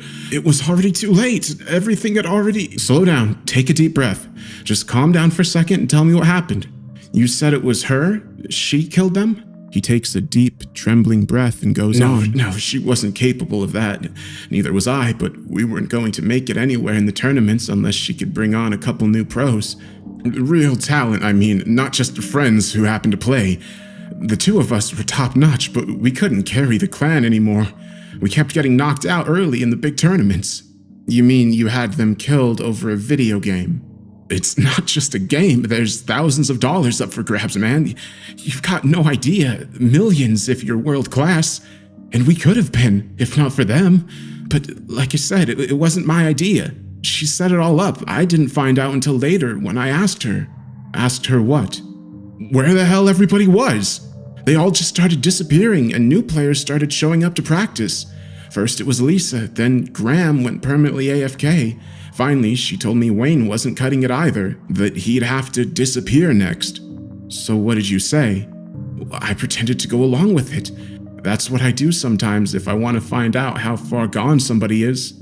I don't know if you've ever tried it, but if you ever start talking to somebody and they say something really rotten, just agree with them for a minute and see what sort of depravity their mind really contains. It's kind of astonishing. Yeah, it's also called Police Work 101. I want to say, but don't. All right, I'll buy it. So you tell her you love whatever she's doing to clean up the team. You just want in on it. You're curious and want to help. So she tells you. She found a hitman on the dark web, she tells me. Some guy who'll practically do it for free. You have his name? A way to contact him? I try hard not to show my hand, but I'm getting excited at the prospect of catching this guy, and my questions come a little too fast, making him bristle momentarily. Man, I can't tell you that. If she finds out I said anything, she's coming after me next. Listen, kid, I say in my best friendly cop impersonation. You're doing the right thing here. Let me follow up on this and I'll make sure she goes away for a long time. You didn't do anything, you say, right? So you've got nothing to worry about, but you have to tell me the truth. Everything. Now, who is this guy? He looks at me darkly and seems to brood on the question for a while, but eventually he answers. He explains to me how to contact the hitman and how it was all arranged. Shortly after that, we arrest Sarah and bring her to the station. After letting her sit in the interrogation room for a while, I decided to see if she was ready to talk. I entered the room and placed a laptop on the table in front of her. We need you to show us how you came into contact with the hitman, I say as I stand over her. She sits quietly, staring at the computer screen with a sad look on her face. He's going to kill all of us. Who is Sarah? She looks at the blank screen. Dark. Empty. Him. A shiver runs down my spine and my skin breaks into goosebumps. We can protect you from him, I say. No, you can't. She sighs and turns the computer on, waits for it to boot up. Within a few minutes, she's on the Tor browser and is in some chat room. She types something into the window and waits. I hold my breath without meaning to. Suddenly, the screen goes completely dark. The chat window disappears. Despite the heat of the day, it feels cold in the room, then freezing. I exhale and can see my breath hang in the air. My teeth begin to clack together and chatter. The voice is like a thunder crash coming from the computer, and I understand immediately why she was so scared. It was a wonder the speakers didn't blow out. My ears are ringing, and I feel like the room is still echoing and reverberating with the sound of it. There's a presence watching us. I can feel it. I don't know how else to explain it, but it feels like when you're walking down the street and you sense someone watching you from behind. Like eyes are tickling your neck, and you turn and see that there's someone staring at you from the window of their house. I feel that now, but all over, like there are eyes in the walls, ceiling, and floors, all watching me. My skin tingles and I shiver. That's Detective Slate. she says in a monotone voice. He wants to catch you. I told him that's silly, but he doesn't listen. The young woman's face is visible in the reflection of the monitor, and I see her eyes staring far off into the distance as if she's hypnotized. Then that deep voice begins to speak again, and I find myself unable to do anything but listen. Look into the darkness, Detective Slate. Don't you want to experience it for yourself? Don't you want to sleep, Detective? Aren't you tired? Suddenly, there are 5 men grabbing me and wrestling me to the floor. My heart is beating out of my chest, and I'm stunned to see that my service revolver is clenched tightly in my hand, yet I have no memory of removing it from its holster. The coldness of the barrel touches my temple, and my finger is on the trigger, trying desperately to pull it, despite my terrified brain pleading for it to listen, to stop, to relax. I don't want to die. I don't want to die, and yet my index finger continues to squeeze down on the trigger as if possessed. My old partner, Steve, who has gotten there first, is wrestling with me desperately and finally manages to pry the gun from my hand. Later, I try to explain to them that it wasn't me. I didn't want to do it. Something made me do it. He made me do it. I look up and see Sarah is now banging her head down hard against the steel table as if she has no control over herself. She brings her face down again and again, and blood begins to spray. Parts of her face shear off, exposing the muscle and bone beneath, and still she doesn't stop. Her teeth break and chipped pieces fly and scatter everywhere. "What the hell?" another officer is saying, letting go of me and rushing over to her.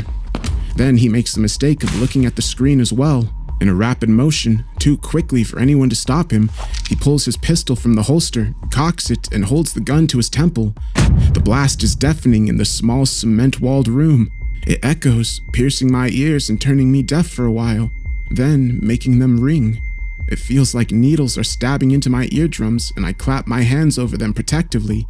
But then my eyes betray me, and I find my gaze drifting back to the beckoning blackness of the computer screen, as if the siren song for that sense is calling me to stare at the darkness of that empty black rectangle. One officer, who had been watching everything with wide eyes from the doorway, runs in. He was not at an angle where he could see the screen and seems to be unaffected by it. He slams the laptop shut, then picks it up and throws it hard to the floor, where it breaks to pieces.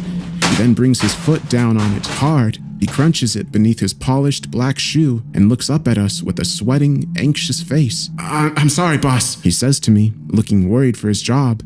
On an ordinary day, he would have been very right to, but today is no ordinary day. I had to. Don't apologize. You just saved all of our lives. Thank you. We look around the room and take in the bloodbath which surrounds us. One officer dead from a self-inflicted gunshot wound to the head.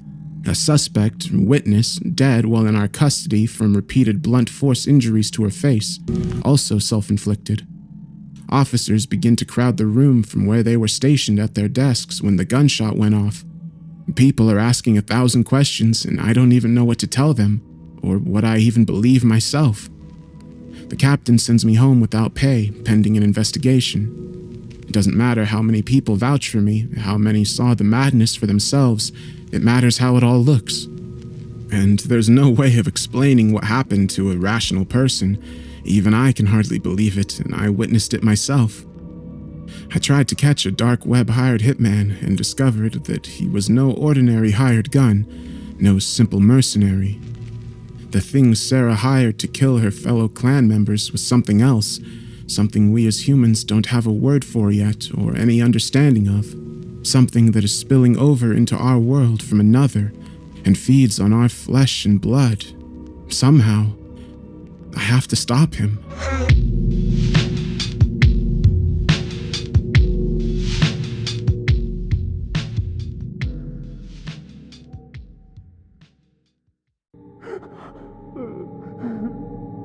I awoke to the faint sound of sobbing in the distance.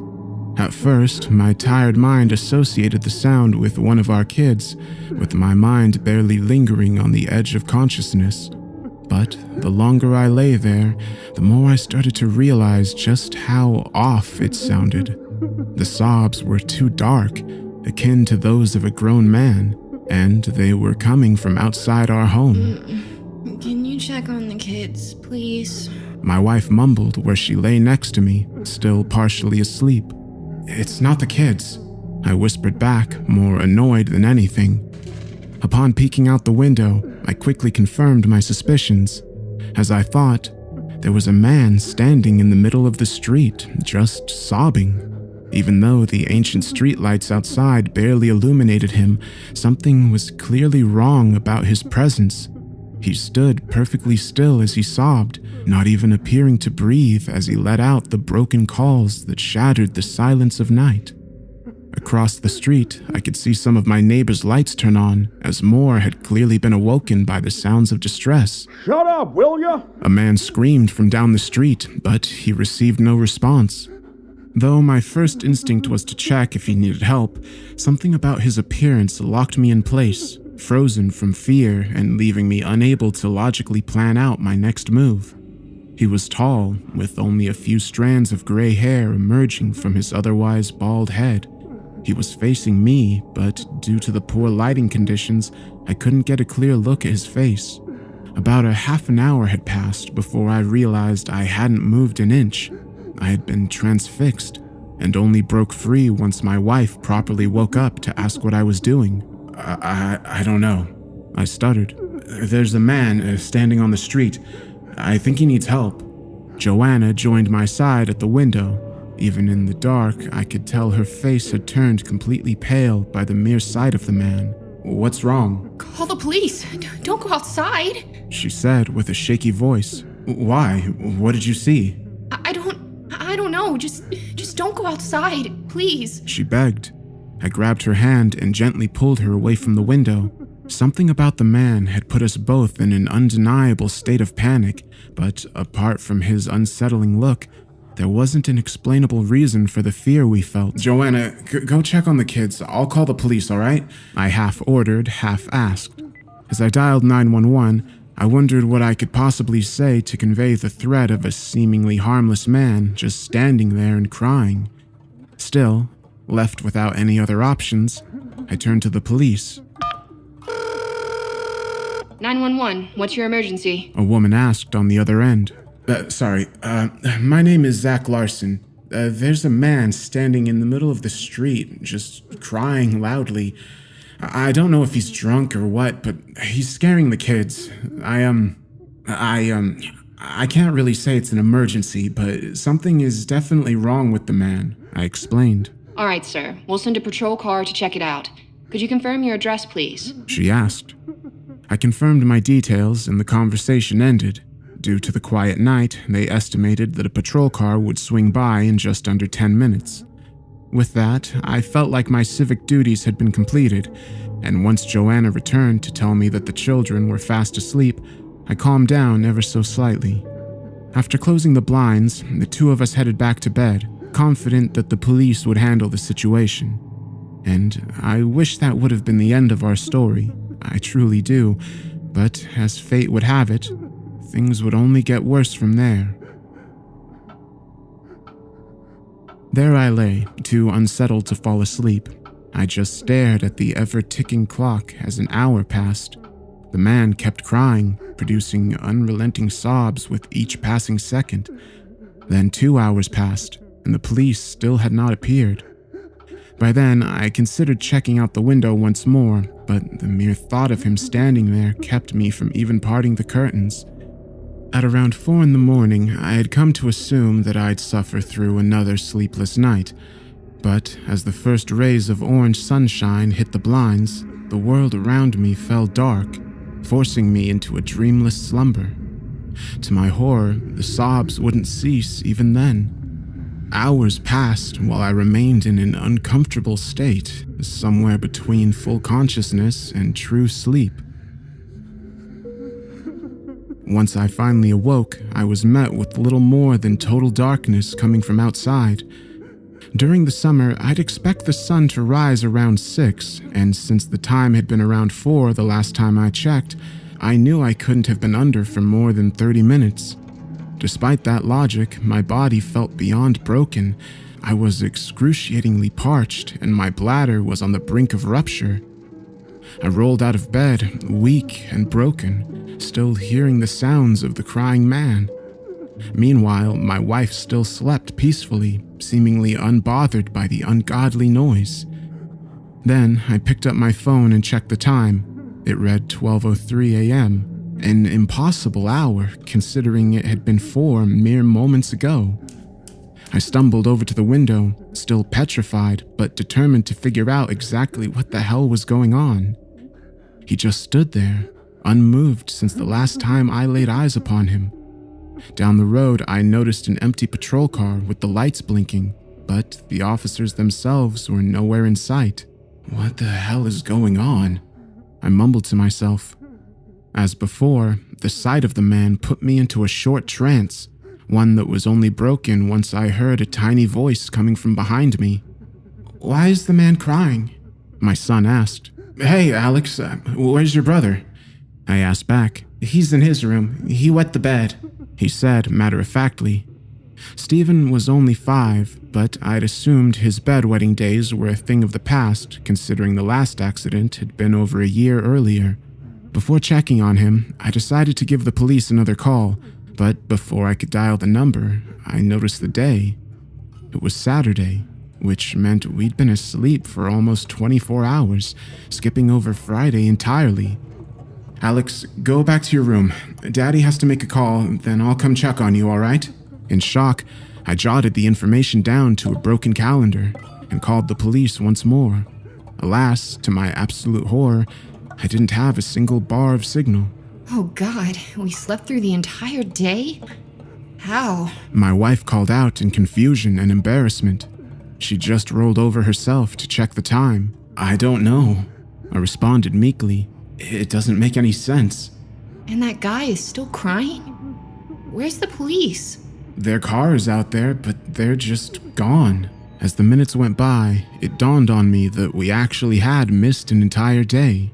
That's why Stephen had wet the bed, and why my own bladder was on the verge of exploding, because we'd somehow been sedated. We'd been forced to sleep through the day, only to suffer the horrors of night. But as parents, we had an incredible ability to reevaluate our priorities. Regardless of the situation, we'd deal with our kids first. We headed over to clean up Stephen's bed. All the while, we tried to come up with an exit strategy. We tried out each and every phone, hopelessly calling for help. When the phones failed, we tried the internet, which turned out to be just as futile. Try the television. Joanna suggested. Upon turning the ancient device on, we were met with little more than a staticky mess.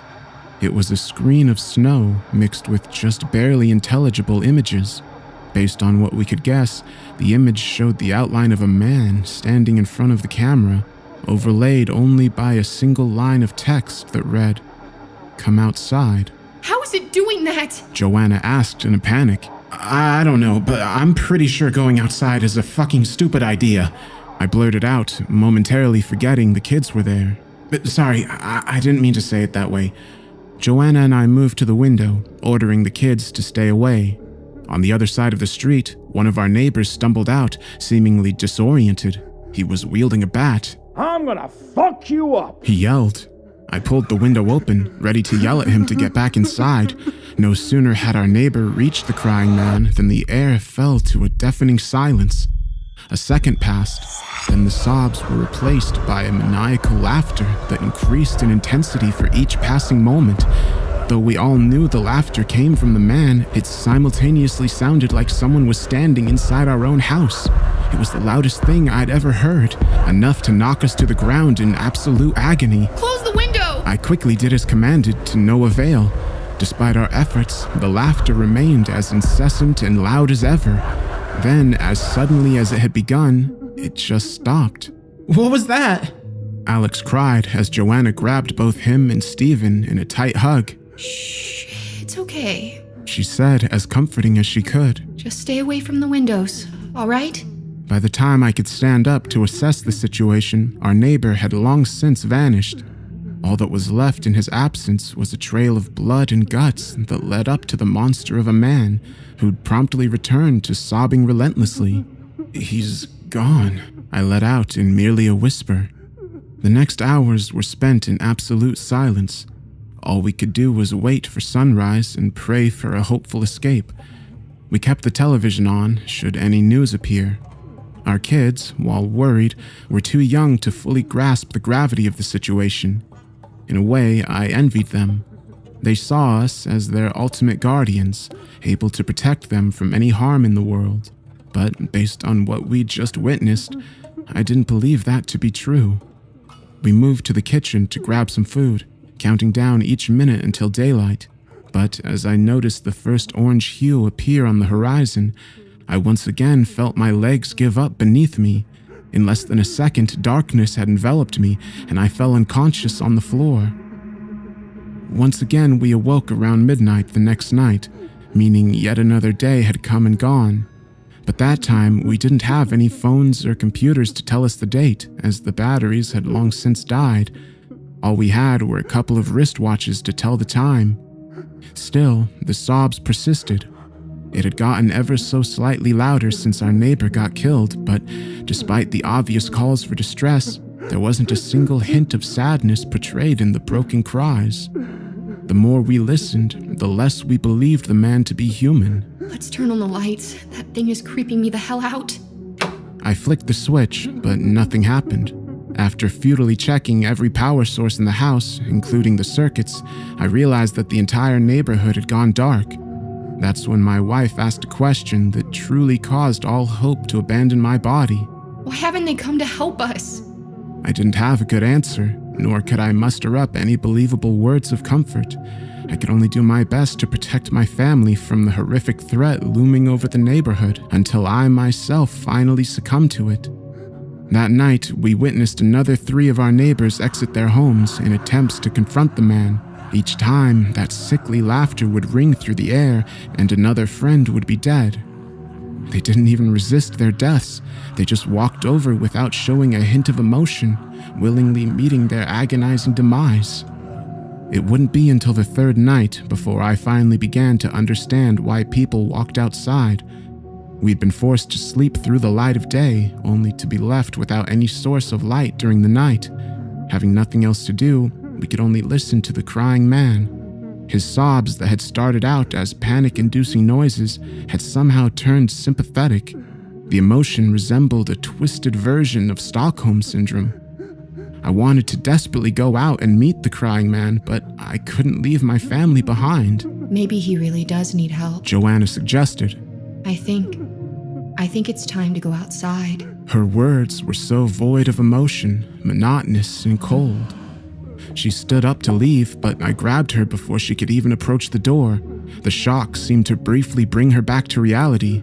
"Think about the kids," I begged her. "They need us." The words seemed to break her free from her trance, if only temporarily. I know. I don't understand what I was even thinking. I wasn't myself. She cried. But her brief lucidity wouldn't last, because as I packed away the leftovers from the previous night, I heard the front door unlock. The kids had already fallen asleep, and I knew I was about to follow suit. Still, I rushed over, only to see my wife getting ready to leave. I'm sorry. Were the last words she spoke to me before she left the house. Darkness would cover my eyes before I got a chance to react. The sickening laughter would be the only sound that accompanied me as I fell into a forced slumber. By the time I awoke, Joanna was just gone. The only trace of her existence was a trail of coagulated blood glistening in the light from the streetlights leading up to the man. I didn't even have to call out for her. I knew she was dead. Which brings us to now. 4 days have passed since the crying man first appeared on our street. We have enough food to last another week, but I fear we'll all be gone long before then. I've seen most of my neighbors meet their demise, and the only things keeping me from doing the same are my kids. But they too have expressed a desire to go outside, and I don't know how long I can keep them safe. I'm documenting this as my last words before we depart this world. I've used an almost empty power bank to record this message. I don't really have any signal, but I'm hoping that it somehow gets through. People need to know what happened here. If you're hearing this, please send help. I don't know how long I can keep resisting the cries.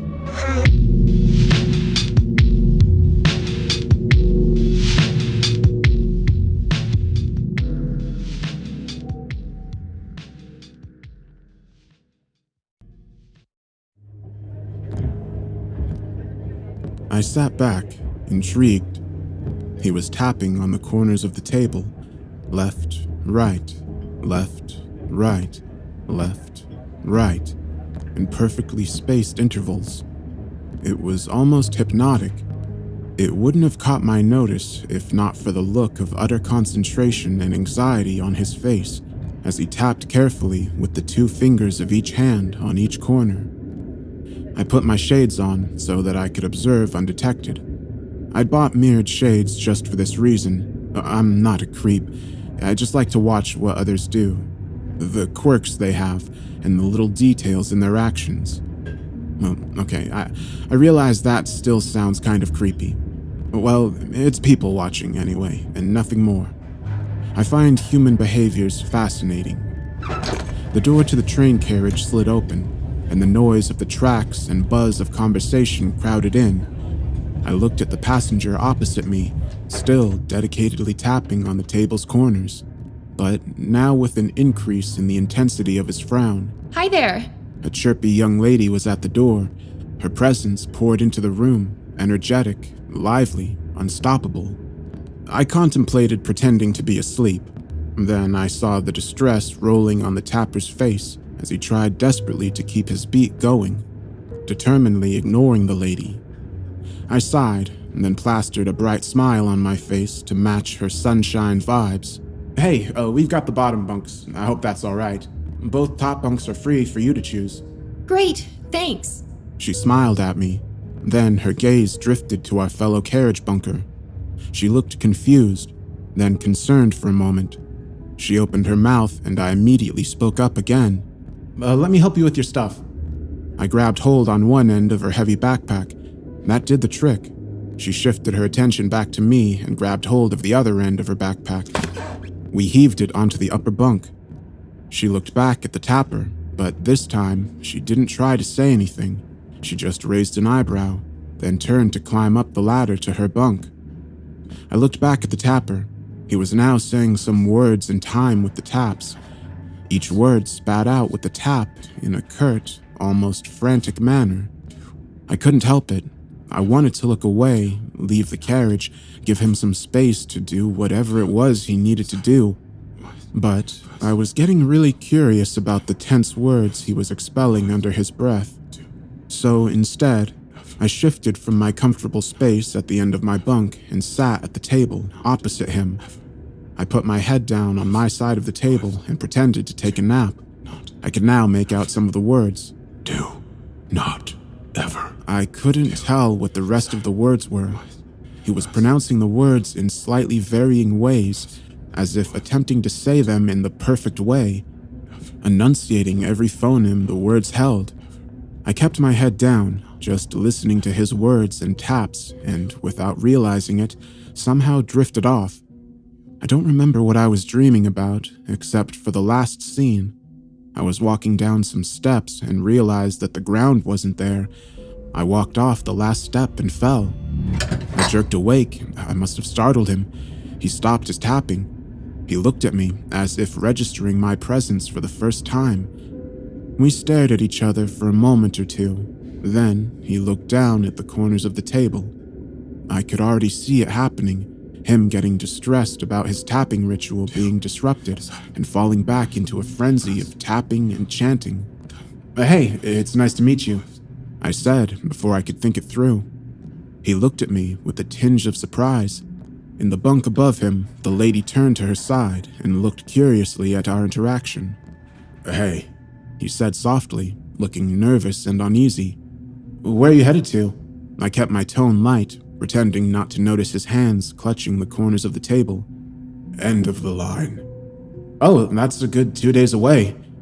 Yeah, he said, nervously running a hand through his hair, then immediately gripping tightly onto the corners again. Hiya! The lady was climbing down the ladder to join us. Great to meet you guys. She chirruped. Her enthusiasm seemed to physically repel him. He leant away from her while still holding on to the table's edges. Hey, you're up. It's nice to meet you too. She gave me a wide grin, which faltered a little when she turned to him. He did not meet her eyes. His tension and anxiety were palpable. Well, I'm going to have an early dinner, check out the food at the dining car. You guys want anything?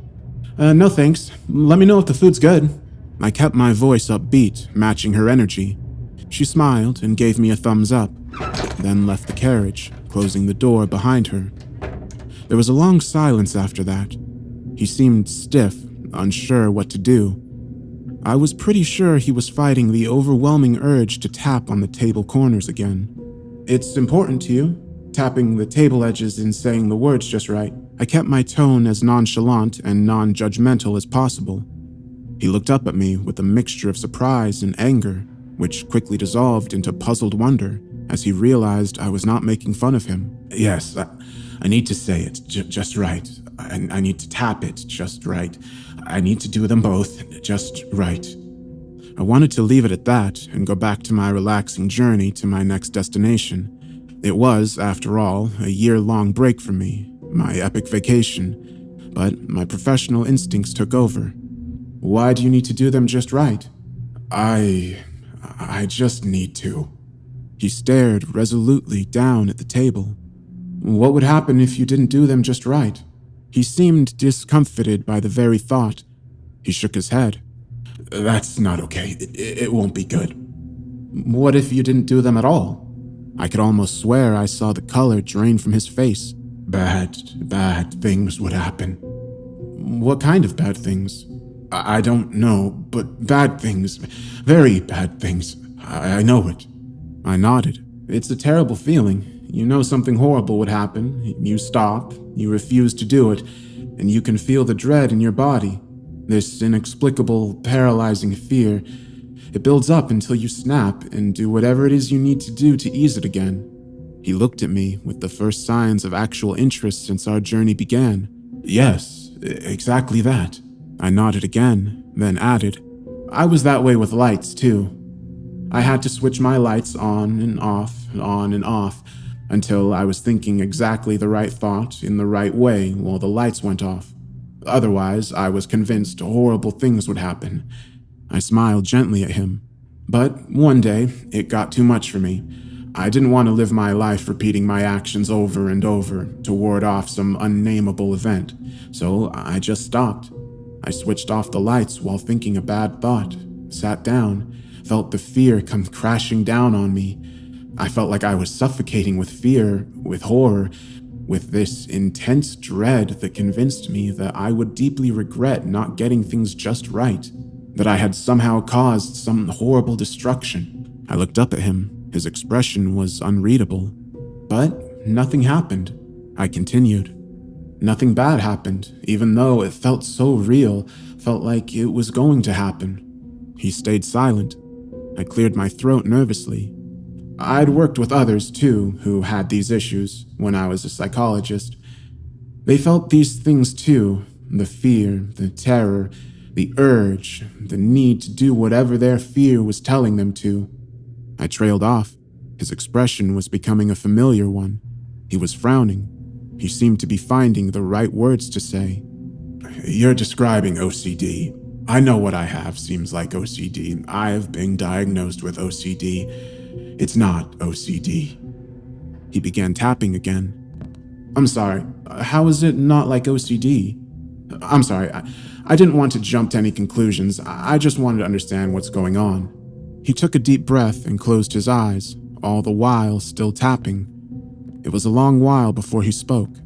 When I stop tapping, bad things do happen, or they do begin to happen, but I've always stopped them in time by tapping again. Could you tell me more? At least he wasn't back to spitting out those words. I've tried to stop before. Of course I've tried to stop before. You think I don't know how I look to others? You think I want to live my life enslaved to these acts? I want to hang out too. I want to talk to others. I want to be normal, but I can't. I've got so fed up. I've tried to stop so many times, but every time I do, something happens. I didn't speak, just waited for him to continue. Weird things happen, strange things I can't explain. His breathing was quickening. He was obviously terrified by his recall of the past. I tried it once at home, when I was still a student. I fought it when the urge came, when the fear hit me, and I knew that it was time for me to tap again. I knew I needed to do it. I tapped for a bit on the sides of my bed, then I stopped. It felt wrong, all sorts of wrong. I felt terrified, but I refused to tap anyway. Then the room just started creaking. The floorboards did. My cupboard, my desk, everything was creeping. Then my textbooks fell off the table. I had to start tapping again. Something horrible was going to happen. I knew it. I started tapping again, and it all stopped. I kept my face neutral, unassuming. I nodded. I tried another time when I was dating this girl, and I just wanted to be normal, to have a proper relationship, to not have to run away to do my stupid rituals when the urges hit. Then we started hearing footsteps. We didn't know where they came from, just footsteps near us, though there was no one else. The footsteps got louder, closer, and I had to go. I had to leave. I ran off and found this lamppost. It felt right. I started to tap on the sides of it, and it stopped. The footsteps stopped. I was starting to feel a bit unnerved. That must have been terrifying. It was tough enough for me to stop. Having those things happen, it must have... No wonder you couldn't stop. My words seemed to hit him hard. He started blinking away tears. It was really tough, but I want to stop. I want so badly to stop. I want everything to go away. I want to be normal. I want to be free. I want to be able to have a conversation with my train mates. I want to walk to the dining car, to have a meal, and not be stared at like a freak. The tears kept spilling from his eyes. I felt a tingling, salty sensation at the back of my throat and a heavy pull on my heart. Do you want to try? Here, with me here? We could face it together. His tears gave way to proper sobs. I didn't know what to do. I just sat there looking at him silently. When his sobs subsided, he lifted his reddened eyes and regarded me for a while. I do want to try. Please, maybe it'll be better with someone else around. I let out a small sigh of relief. I was hoping he'd be willing to try. I couldn't deal with the thought of him going about his life, living the way he did. I just want to point out another thing that could help us along, I said. He watched me expectantly. It can really help to think of what's the worst thing that could happen, then compare it to your life as you're living it now, and be okay with the worst thing that could happen to rather face that possibility than live as you're living now. He seemed uncertain, scared. For me, it worked. I thought, well, the worst thing that could have happened would have probably been somebody dying, the world ending, severe injuries and whatnot. And I realized I'd rather just let it happen, get it over and done with, than to keep doing these gestures, these repetitive actions, being slave to my fear. I needed to be done with it, whatever the cost. He considered my words with a grave expression. Then he nodded. I'm willing. It's been too long. It's not allowed me to have a proper life. I smiled at him. Then let's do it. He looked at me, still tapping the sides of the table. Then his jaw tightened and he nodded. A few moments passed before he stopped tapping. He put his hands flat on the table. We waited. The first few minutes seemed to take an immense toll on him. His face was pale, and cold sweat beaded his face. His breaths were shallow and quick. More time passed, and he seemed almost ready to relax. Then, the lights in the carriage flickered. He seemed to almost jump out of his skin. He reached out his hands to the corners of the table, but I grabbed them and placed them back on the top of the table. I pressed down on them for a while, then let go. He had to do this himself. The lights went out. I took a few deep, calming breaths. This was a coincidence. I knew it, logically. This was a highly unfortunate coincidence, but that was all it was. And if I could help him through it, he could be free from these obsessions and compulsions for the rest of his life, or at least be less controlled by them. I grabbed his hands to make sure he didn't start tapping in the dark. He whimpered a little. He couldn't see my face, but I smiled at him nonetheless, hoping that I could send him some reassuring vibes. Then the train juddered to a halt. I began to feel the cold pricks of sweat on my own face. I realized my face was tensed up, my grip on his hands tight. I forced myself to relax. He grabbed onto my arm once I lessened the pressure on his hands. Despite my fear, I felt heartened. He was determined not to tap, no matter what. We sat in the dark silence, ignoring the aura of doom and fear that had settled around us. Then we heard the breathing. Something was breathing heavily on the bunk above him. A cold needle of fear pierced my heart. We stayed incredibly still. The breathing came downwards, whatever it was, right next to him now. We could hear the rough wafting of air as it breathed onto his face. I heard his breath quicken as his hands clamped painfully on my arms. He still wasn't tapping. I felt a deep respect for him even as I contemplated my impending doom. Then, the raspy breaths of whatever it was shifted. It was by my right ear now. I could feel it. It was strangely cold. Every time it breathed in, there was a wet rattling sound. When it breathed out, my ear was grazed by a sharp, cold gust. It stank. It had a horrible, rotting stench about it. But still, we grabbed hold of one another's arms, refusing to let go, refusing to tap. I don't know what came over us, what made us so emboldened as to continue resisting despite the insane things going on in our carriage. That was a mistake. Its cold, mocking voice slithered into the quiet of our carriage. You will suffer. I was beyond convinced at this point that this was anything related to OCD. Are you willing to pay the price for your insolence? It hissed. Do you accept credit cards? The words slipped out of my mouth before I could stop it. My blood froze in my veins as the possible repercussions of my stupidity struck me. Then the carriage was flooded with light. The lady was back, our savior. Hey guys, the food was great. She took in the scene of us clasping each other's arms in death grips. Oh, wow. Okay. You guys sure bonded without me. A cold, heavy air began to disperse. A light whisper caressed my ears. I'll be back for you. Then it was gone. Its presence ebbed away just like that. He looked at me with shock and relief on his face. Yeah, we did it, he said, smiling at me in gratitude. A pure joy began to light his face. He looked like a whole different person.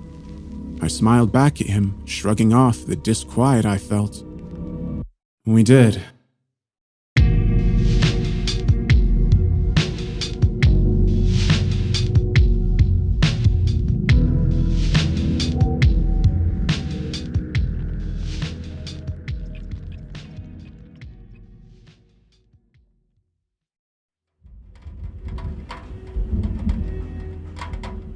It's raining again. To be honest with you, I'm terrified of rain. I never leave the house when it's storming outside. But to give myself some credit, I never used to be like this. I used to love watching the rain fall from outside the windows, but now I always have my curtains pulled tight across the edges of the windowsill. I wish I could show you what made me the way I am, partly to warn you, partly to verify myself, but I can't. I can only write out my story like it's some sort of fantasy, as if it's just another bizarre story on the internet that deserves to be forgotten in a week. If you see it like that, then that's fine. I won't forget. I'll never forget. In 2012, I was a 21-year-old college student. I was basically madly in love with nature and all things wild. I had spent my childhood roaming up and down tree lines, fantasizing about mythical creatures and fantastic monsters. Now, there I was in 2012 as an adult, studying forestry with dreams of defending those tree lines and fantasies I held so dear. I was absolutely ecstatic when my professor announced an opportunity for some extra credit. He suggested that we spend a few days of our upcoming break walking along some trails and paths to remind ourselves why we are doing what we're doing. As an avid hiker, I knew a hiking trail a few hours from our town that offered plenty of room to walk with very little crowding. The only ones who really walked more than a few minutes down the trail were the park rangers, and the chances of seeing one of them on the ever-winding and expanding trails of the forest seemed small. "Hey, Lily, want to take a trip down to the preserve with me?" I asked as the school day came to an end.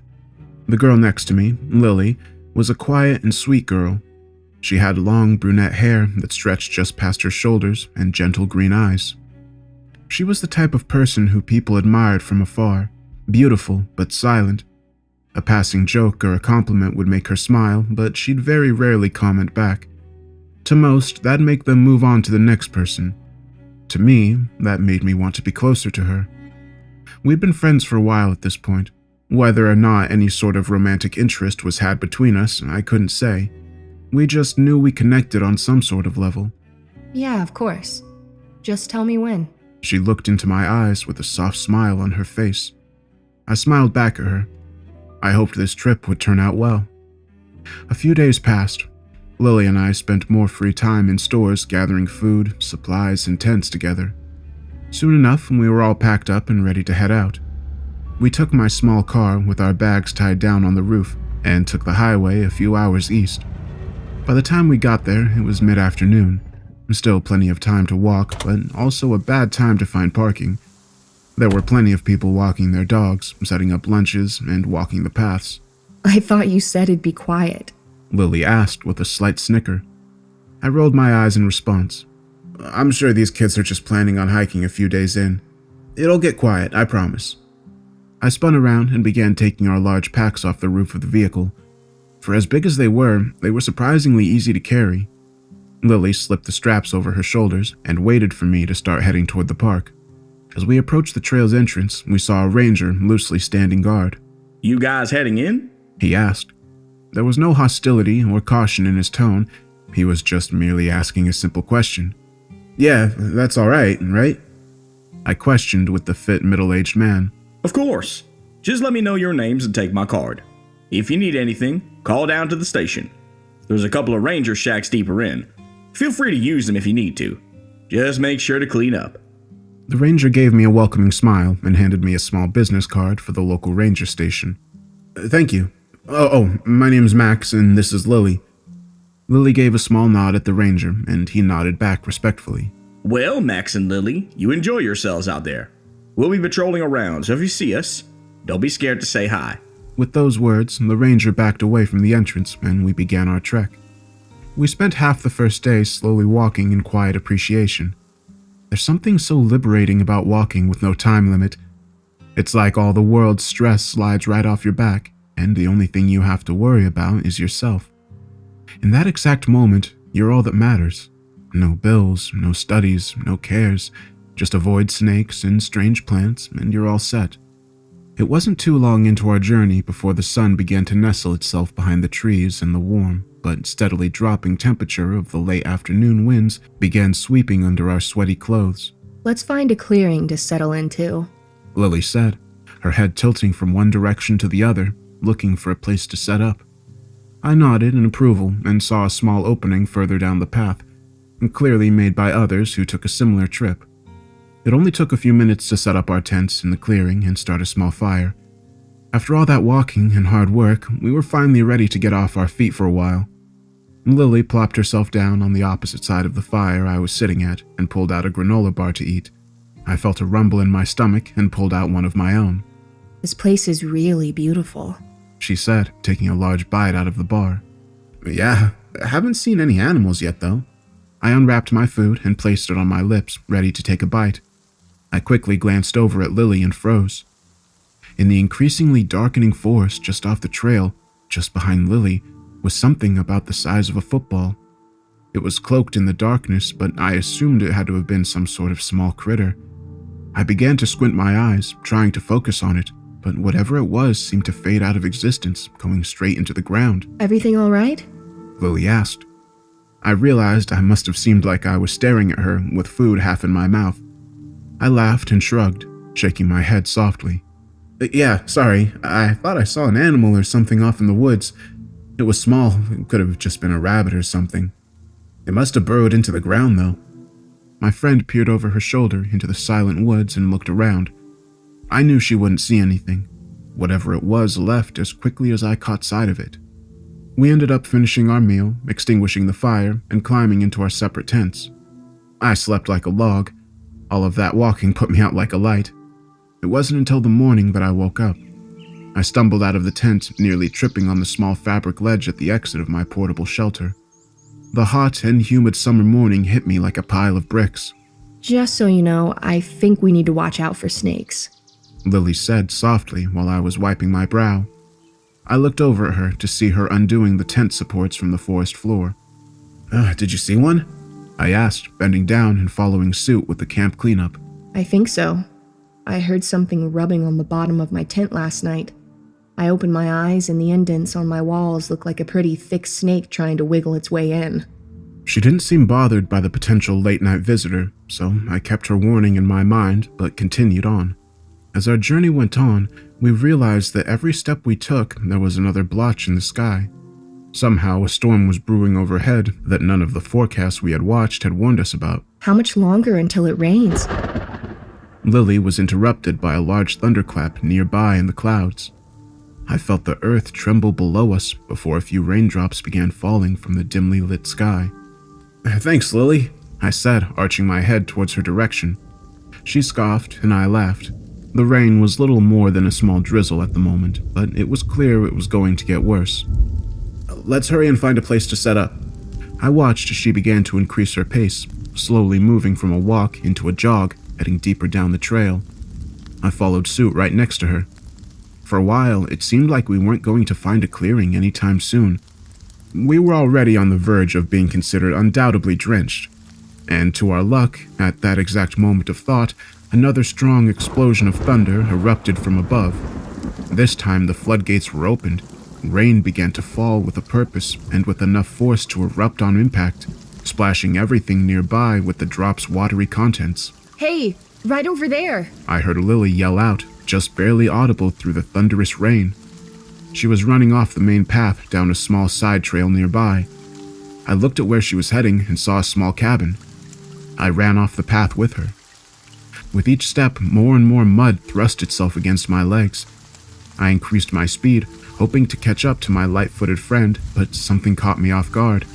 The tip of my foot slid underneath something, and my momentum carried me downwards, face first into the mud. For a few seconds I was dazed, just laying down in the runny muck pit. I eventually looked down to my feet and saw what looked like a thin tree root, also caked in dirt, erupting out of the ground. But as my eyes kept on the root, those initial assumptions fell to the wayside. The shimmering of the mud was what made me realize that whatever this object was, it was moving just beneath the mud. And then it clicked in my head. The snakes Lily had brought up. I had just tripped over one of them. I felt a shiver cross over my back as I bolted up to my feet and continued on my path, abandoning that snake behind. Without another incident, I made it to the cabin door and busted inside, finally free from the hurricane-like storm. Wow. A familiar voice rang out in the shack. I looked over to see a drenched but otherwise clean Lily staring at me with an amused smile on her face. Decide to have a wrestling match out there? Funny, I said, looking down at myself. Mud was dripping off just about every part of my body. "I think I met one of the snakes you mentioned out there. It decided to give me a little trip."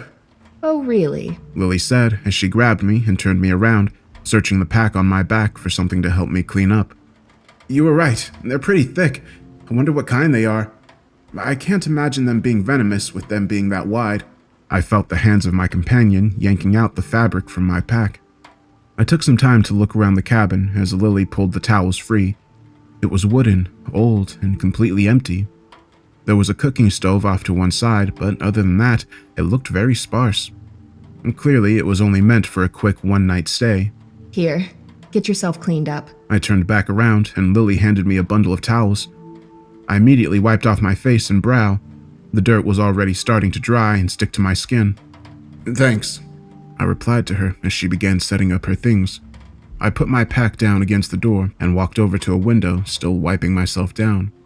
I watched as the rain continued its assault on the earth, the dirt running like rivers down the valleys and trails, both natural and man-made. "It looks terrible outside," I remarked. I heard a small groan of acknowledgement come from behind me. I let my eyes trail over the forested wetland over to the path we took to get up here. My body locked up when I saw something right where I tripped. Something was protruding from the ground like a small pillar. I rubbed the inside of the window fruitlessly to clear off the fog and obstructing rain. I could barely make out what looked like a thick, partially submerged branch, broken off on one end with small twigs splintering off skyward. "Hey, come look at this," I called out to Lily, who was still fondling around with her bags. Is it the snake? She asked, rising to her feet. "I don't think so. It looks weird, though." I watched the mud-coated object get hammered by rain as Lily approached and peered outside. Is that a broken tree root? She suggested. I could only shrug. Whatever it was wasn't moving. Wait, Lily chimed in again. look at the color. As more and more of the rain ran its way down the object, the less obstructed by mud the object became.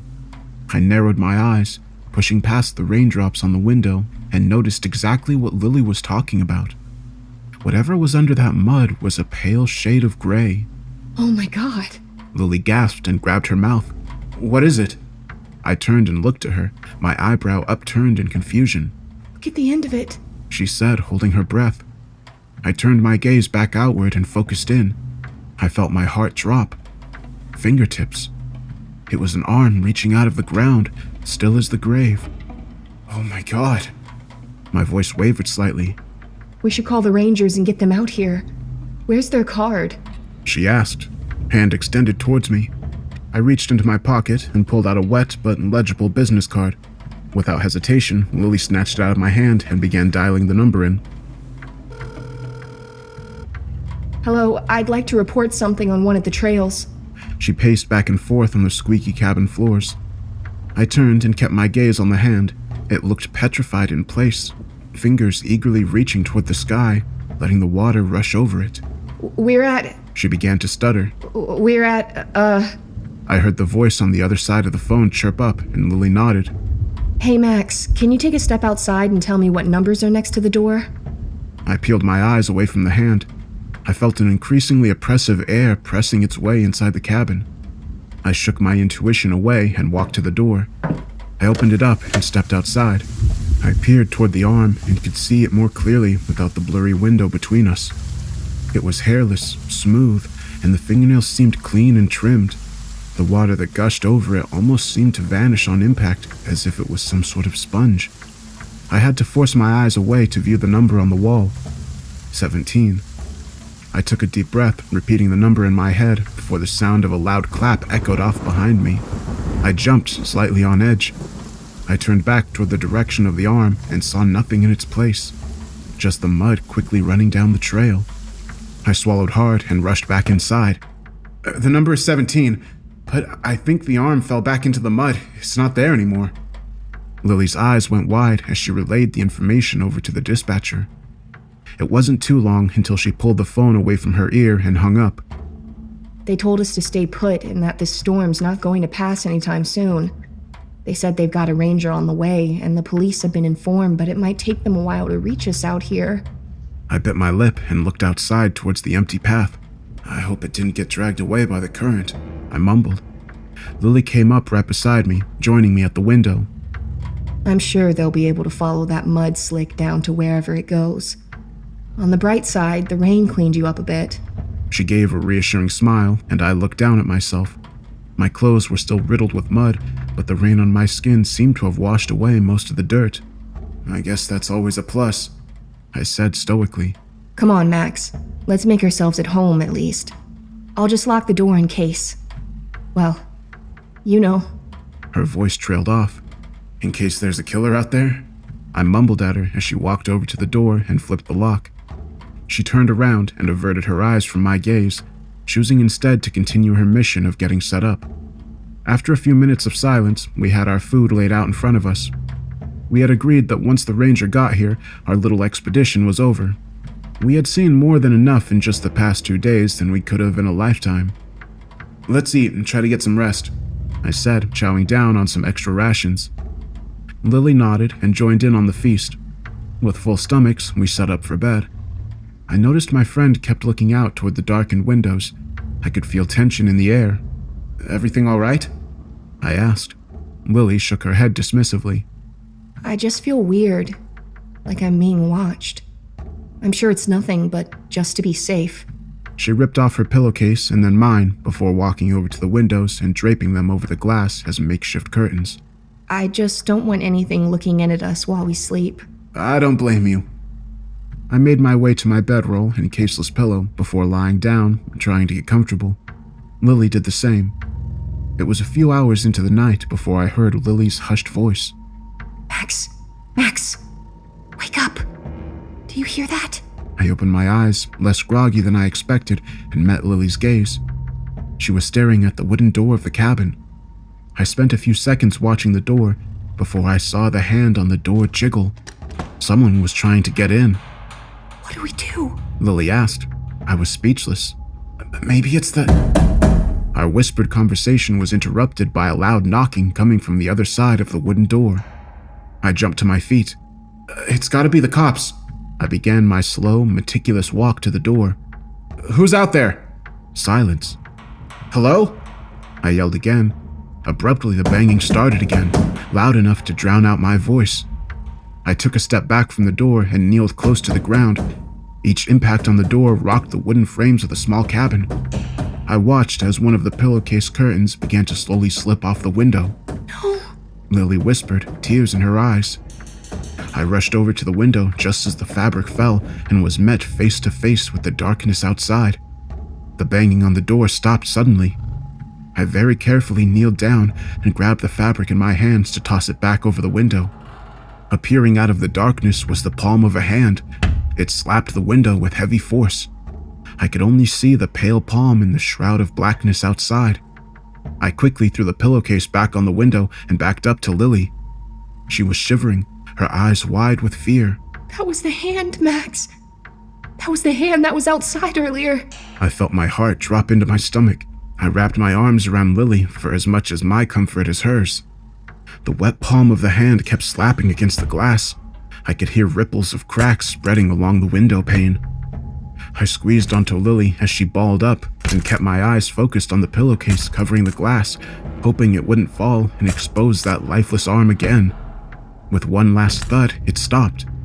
A light shone through the fabric of the window mere seconds after the attack halted. I could hear the struggling sounds of wheels rolling up toward the cabin. I let out a sigh and a prayer that the Rangers had finally made it.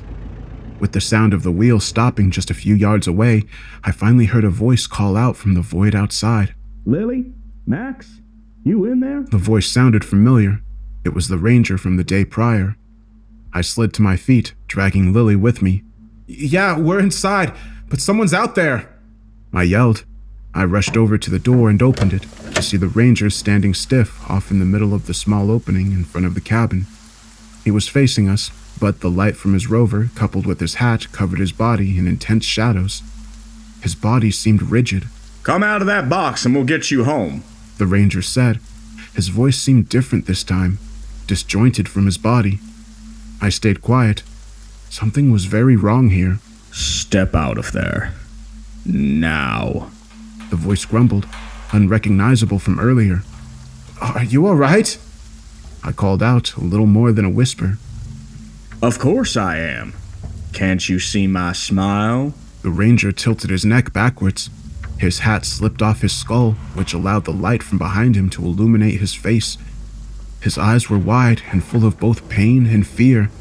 His lips were quivering in shock. I backed up more into the doorway and watched as two impossibly long fingers trailed their way from behind the Ranger's head and made their way across his cheeks to his mouth. They slid inside with little resistance and began pulling his lips outward in a mockingly gruesome smile. Then they kept prying. I watched as his lips strained with the force of the fingers inside of his mouth. His lips became white with the stress placed against them before a shower of red erupted from his mouth, parting the centers of his lips like sliced meat.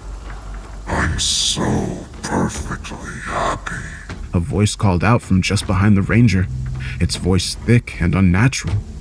I looked for the source and froze. There, right next to the Ranger's feet, was a half-submerged human face dug deeply into the mud. Its black, cold eyes shone from some unknown source. Whatever this was a monster of the strictest definition. Its gaze was so vastly separated from humanity that there was no common ground between us. As I locked eyes with this thing, human in shape and deviled in eyes, I saw the Ranger fall into the mud. Just behind his head was a long spider-like arm stretching out of the ground, seemingly changing its size and shape as if it only faintly followed the laws of this reality. The ranger's body twitched and spasmed on the ground as more and more lifeless hands began to slither out from the mud, wrapping their hands around his body. I was so thirsty, but now I am so very hungry. The submerged head called out unblinkingly towards me. Without another warning, the ranger's body was ripped under the earth and devoured by the mud. The ground where he was shifted and bubbled over like a small eruption. The creature's eyes stared at me with a deadening gaze. It was observing me. I let out a small chirp from my mouth. Without changing expression, the head effortlessly started gliding through the earth towards the cabin, fingers and arms popping out from the earth around it like fins from a shark. I'd stored enough courage to slam the door shut and lock it before running back over to Lily, who saw the whole thing. What is that? She asked, her voice trembling. I shook my head and slumped down next to her. I don't know.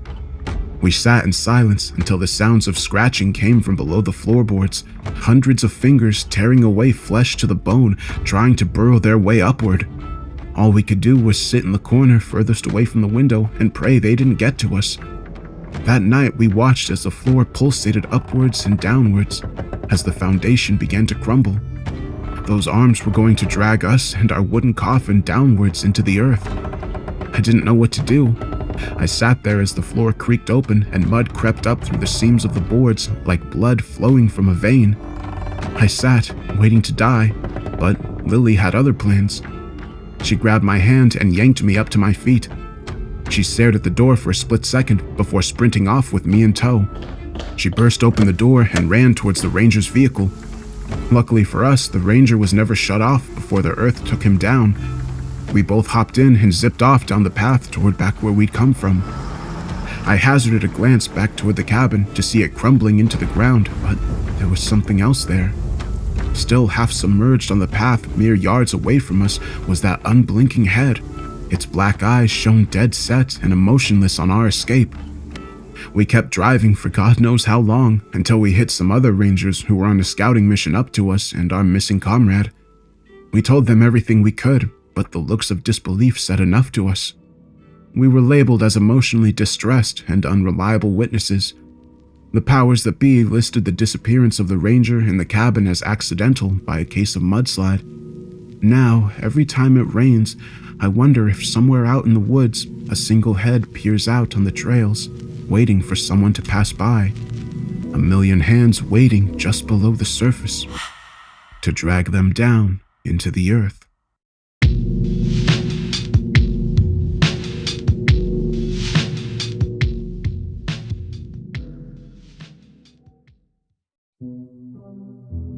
Okay, let me get straight to the point. I do not believe for 1 second that no other child played the bath game growing up.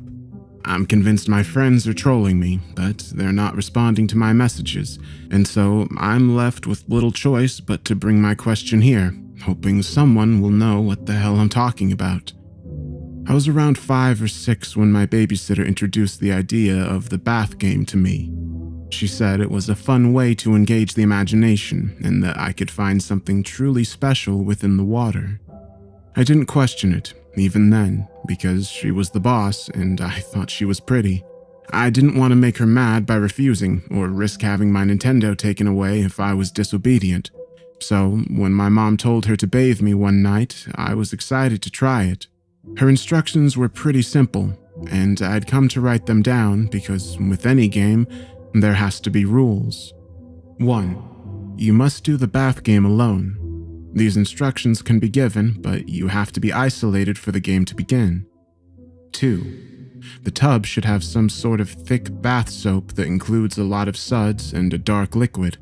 Ensure the top of the water is obscured and the sides are caked in it, including the handles to get out. 3. Only hot water. No cold and no resistance upon getting into the water. If it hurts, it will pass as your skin gets used to it. Ignore any reddening on the skin. 4. Take a deep breath. Make sure it hurts a little, and know that you will not be coming back up for a while. 5. Dive in and don't look back or rise up. Allow the current to take you and keep your eyes open. 6. Your vision will blur, but it will eventually clear and you'll see something in the plug hole. Go to it. 7. Trust in what you see. Let your body relax. 8. When you meet the Sea Emperor and the lights above the water go out, you've won the bath game and you can come up for air. The babysitter was so excited she could barely contain herself, bouncing around and eyes wide, a thick liquid flowing from her eyes.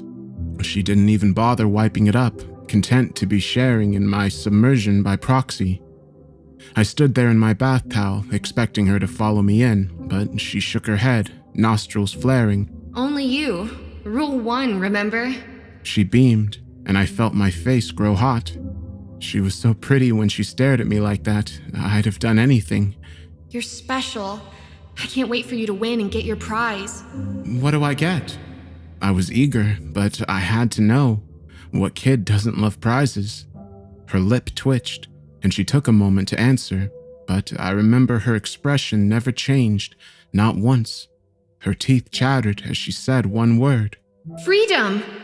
I had no idea what she meant, but in my mind I assumed, like any child, it was gaming all night, eating what I wanted, and no school. What kid wouldn't want that? I went in and noticed the bath was already running. A thick black soup I'd used to give myself foam beards was caking the entire tub, save for one spot to safely get in. The water was so hot that it was steaming up the mirror and making my body sweat. Rules 2 and 3 were taken care of, it seemed. A little freaked out, but unperturbed, I took a couple of practice breaths before inhaling deep, feeling the pressure mount and slowly stepping into the tub, careful not to let my feet slip. Even at that age, I knew I could easily hit my head on the faucet and cave my skull in. Nothing was going to stop me from winning this game. The water looked inviting, but murky. The thick paste had covered the top in a layer of foam, with small patches of black liquid poking through. The bottom obscured and creating an illusion of depth. As my feet touched the water, I felt the searing heat ripple through my skin, threatening to tear at the flesh. But you'd be amazed how determined a child can be when a prize is up for grabs. I decided, in my infinite wisdom, that I'd brave it in one go. I exhaled and let my body up to my neck sink down, the pain enough to make me yelp and try to get out, but after a couple of moments, I took in one final deep breath and pushed on, submerging myself fully. Eyes burned and senses dulled in the inky, hot blackness. It felt like swimming through tar, but as the rules suggested, ignoring it was the only way forward. My stomach pushed in protest and my muscles began to burn, but I focused on letting the current take me, not even questioning how a current was a thing in a bathtub. But I did wonder, was it always this wide and deep? I focused on the sinkhole and saw long, scaled hands protruding from either side, the nails sharp and cracked, soft flesh flapping in the water, coming off in small chunks. It started pushing at the edges of the sinkhole and widening it, my body steadily being pulled towards it as the light above darkened and the burning in my chest became less of a problem. In fact, everything in my body relaxed, and all I had to do was float. I saw into the sinkhole, and it took many years of reflection with an adult mind to figure out what I experienced as a child. Words still fail me 30 years later. They're inadequate and unable to capture the beauty below. A sprawling obsidian city meshed into coral reefs, the pulsated colors I recognized and many I'd never seen before or since. The further I descended, the more blinding the eyes got, as if they were guiding me to land. Further down, at the entrance to the city, 2 large statues loomed on either side of a grand throne.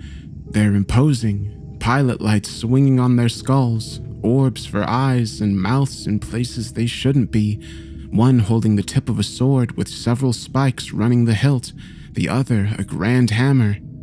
It's when I see the throne that I feel the burning in my chest return and something pulling me back and up. It's empty, and yet it's not. Something is sitting upon it, but it isn't. A flickering image, or perhaps my eyes deemed it too much to bear full witness to, but I felt it in that moment. It knew I was disobeying the rules and saw fit to punish me. It craned its horrific skull up towards me, and as it smiled, the eyes blinded me, filling my body with such agony that my ribs felt as if they would snap under the pressure. The eardrums burst and skull split open. I felt as if I was dying. The next memory I have was being in a hospital bed, unable to speak, and a tube down my throat. I was beyond terrified to be hooked up to machines, and even more scared that I'd let down the babysitter, that the creature in the sinkhole was coming for me. I thrashed around until my mom's concerned face came into focus and she soothed me.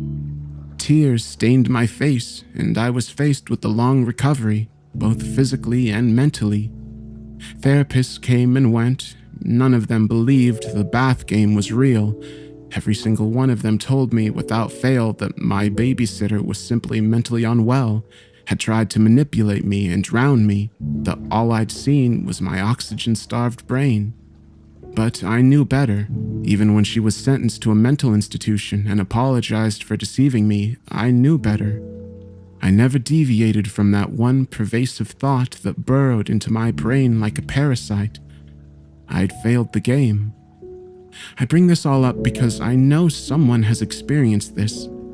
They have to have seen it. It's too specific for one person out of 7.5 billion to have gone through. Does nobody remember the way the tub expanded when you dove in? The widening sinkhole with great hands? The weird, indescribable lights of the coral reefs beneath the tub?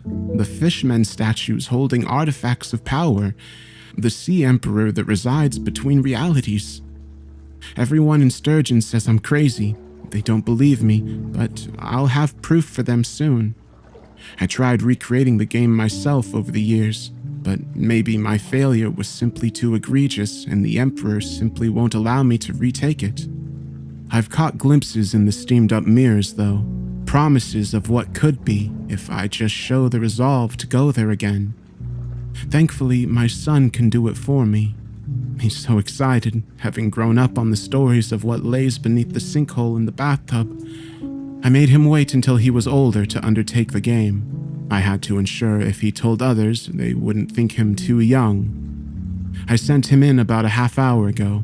I can only hope the fact he hasn't returned is proof he met the Sea Emperor, but he shouldn't be there much longer, right? I want to go check on him, but because I lost, I don't think I'm permitted to interfere. I even stood outside the door, ready to pull on the handle, but my legs won't stop shaking. I feel my throat close up and sweat run down my head. Perhaps it's a sign not to interfere. Please, someone, anyone, tell me I'm not crazy, that I'm not alone. Someone has to remember the bath game. Because as my mind wanders and fear creeps in, all I can think of is the prize my babysitter promised. The prize my son has been promised. Freedom.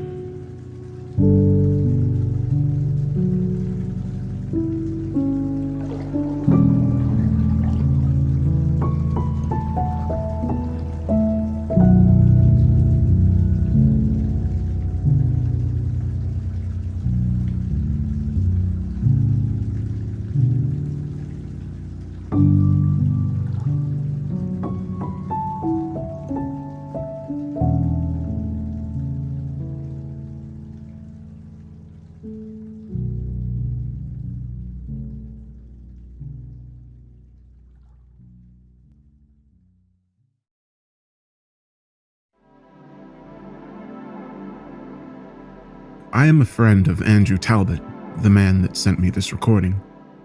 I recently received an email from Andrew that contained a recording of his podcast that, to my knowledge, never aired. There was no explanation as to why he had sent it to me. There was just a request that I distribute it. When I tried to call him to find out what was happening, I was unable to get through.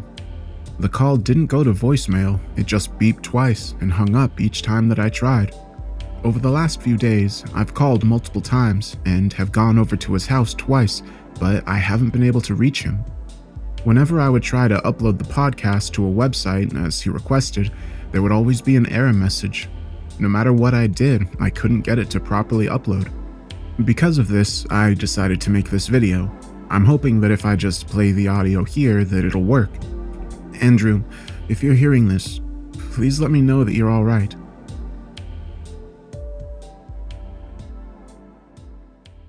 On April 18th, 2022, Carol Blake committed suicide. Her body was found when her downstairs neighbor reported water leaking through the ceiling. Thinking that there was a burst pipe, the landlord had knocked on Carol's door for nearly 20 minutes to try and gain access to her apartment. It was easier to go through her floor rather than through the complaining tenant's ceiling. She didn't answer, and after checking with his lawyer that this qualified as an emergency, allowing him to enter without permission, he unlocked the door using his master key and went in to perform the repair. The landlord discovered her body in the bathroom. She was lying fully clothed in the bathtub with her wrists slit. The water had been left running, and it poured over the side of the tub like a waterfall as it drained into the floor vent and soaked into the floor and wood trim. I didn't know Carolyn. It's a small town, so I may have passed her in the store or bumped into her in a restaurant, but I don't remember if something like that did happen. I'd like to say that her death had an effect on the community, maybe people holding a memorial or asking the town council to improve the way mental health programs were handled to help prevent this sort of thing from happening again. That's what I'd like to say. What actually happened was, well, nothing. Carolyn's death was just a blip on the radar that the vast majority of people didn't even register. One of the exceptions to this was Ray Karsten. I had known Ray since first grade, and while we had never been particularly close, we had always been on friendly terms. When he called me 3 days later after Carolyn's suicide, I quickly agreed to meet him at the same Denny's that a large group of us had gone to after every home baseball game in high school. Shit, I think... Okay, maybe not. It might have just been... Ray told me that he had known Carolyn for a few years. They worked in the same office and had grown particularly close while working on a project that had been assigned to them. One thing led to another, and they began a relationship. The problem was that Ray was married, happily married, as he put it. I have my doubts about that since, in my experience, happily married people don't tend to have long-term affairs, but that's what he told me. Because of this, he was worried that she might have left something behind that could expose their affair and get back to his wife. At some point, she had introduced him to her mother, and he had convinced the elderly woman to let him help her go through Carolyn's things and get the necessary arrangements made. This had also allowed him to rummage through her late lover's possessions with impunity. Her mother had been grateful for the assistance and thanked him profusely for it, if you can believe it. Ray had managed to check everything except for Carolyn's cell phone. It was password protected, so he wasn't able to find out what was on it. That's why he came to me. I started this podcast about electronics and technology. I never thought that it would lead to old acquaintances asking me to go through dead people's phones. That's what Ray wanted me to do, though. He didn't just need me to unlock the phone. That would only have gotten him so far. Carolyn had frequented multiple social media platforms, and she used dozens of different apps that he knew of.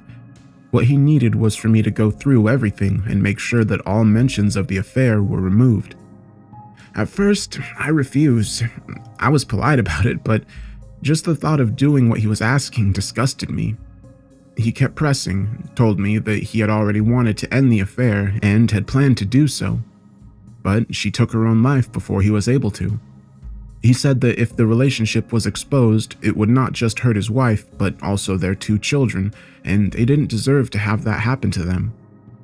I eventually relented and agreed to do what he asked, under the condition that he gave me the phone and not be present while I worked. I had already started to rationalize things in my head. We're all exceptionally good at doing that when we know what we're doing isn't right, aren't we? I convinced myself that since Ray wouldn't be seeing anything, I would be protecting Carolyn's privacy as much as possible. That's a load of bullshit, obviously.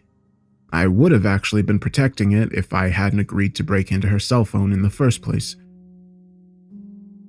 I don't know if I'm about to confess to a crime here, Is it a crime to break into a dead person's phone? Whether it is or not, I'm not going to pretend that what I did wasn't wrong. It absolutely was. It's just not what's important right now. It wasn't hard to unlock the cell phone. All I needed to do was hook it up to a computer and use a program that's free and easy to find if you know where to look. Most people would be surprised at how unsecure their supposedly secure phones are. That goes for most pieces of technology in this day and age, but you're not here to listen to a lecture on proper tech security, and I'm not here to give one. I wasn't sure where to start looking, so I opened the calendar and began to check appointments and reminders. I didn't find anything that had to do with Ray. I moved on to the Notes app and once again came up empty. It wasn't until I started digging through her emails that I found something of interest. I probably should have realized that something was off when the inbox was completely empty. Carolyn had been dead for 3 days. Anyone that uses their email for everyday use can tell you that at least 1 or 2 spam emails will get past your filters and wind up in your inbox over a 3-day period. At the time, I didn't think of that. I was so preoccupied with hurrying up with what I had agreed to do that my critical thinking skills didn't have time to catch up. When I checked the trash folder, I found hundreds, if not thousands, of automated notifications that had been deleted. They were from all corners of social media and content sites, YouTube, Facebook, Twitter, TikTok, and many, many more. Every notification was marked as having been read. I did a bit more digging, and I found that they had all been sent within the span of a week. I picked one at random, and the notification was for a new comment on a video that Carolyn had posted, and it wasn't flattering to say the least. The poster, screen name YRL Girl, had gone on a rant about how bad the video was and that they were going to unsubscribe from the channel because of continued poor content. That's greatly cleaning up the language that was used. The entire post was phrased in such a way that it read like a personal attack. There was a link to the video in question. I tapped on it and watched the first minute or so of the video. It was a makeup tutorial that Carolyn had posted. It wasn't something that I was interested in, but judging by the number of views it had and how many followers she had, it was definitely something that many others enjoyed. Now that I had seen the context, I scrolled down to the comments to locate the post by YRL Girl, to see if other people had replied to it. I found the post, but it wasn't anything like the notification had said. It was instead a glowing review that went out of its way to praise Carolyn and the content that she provided.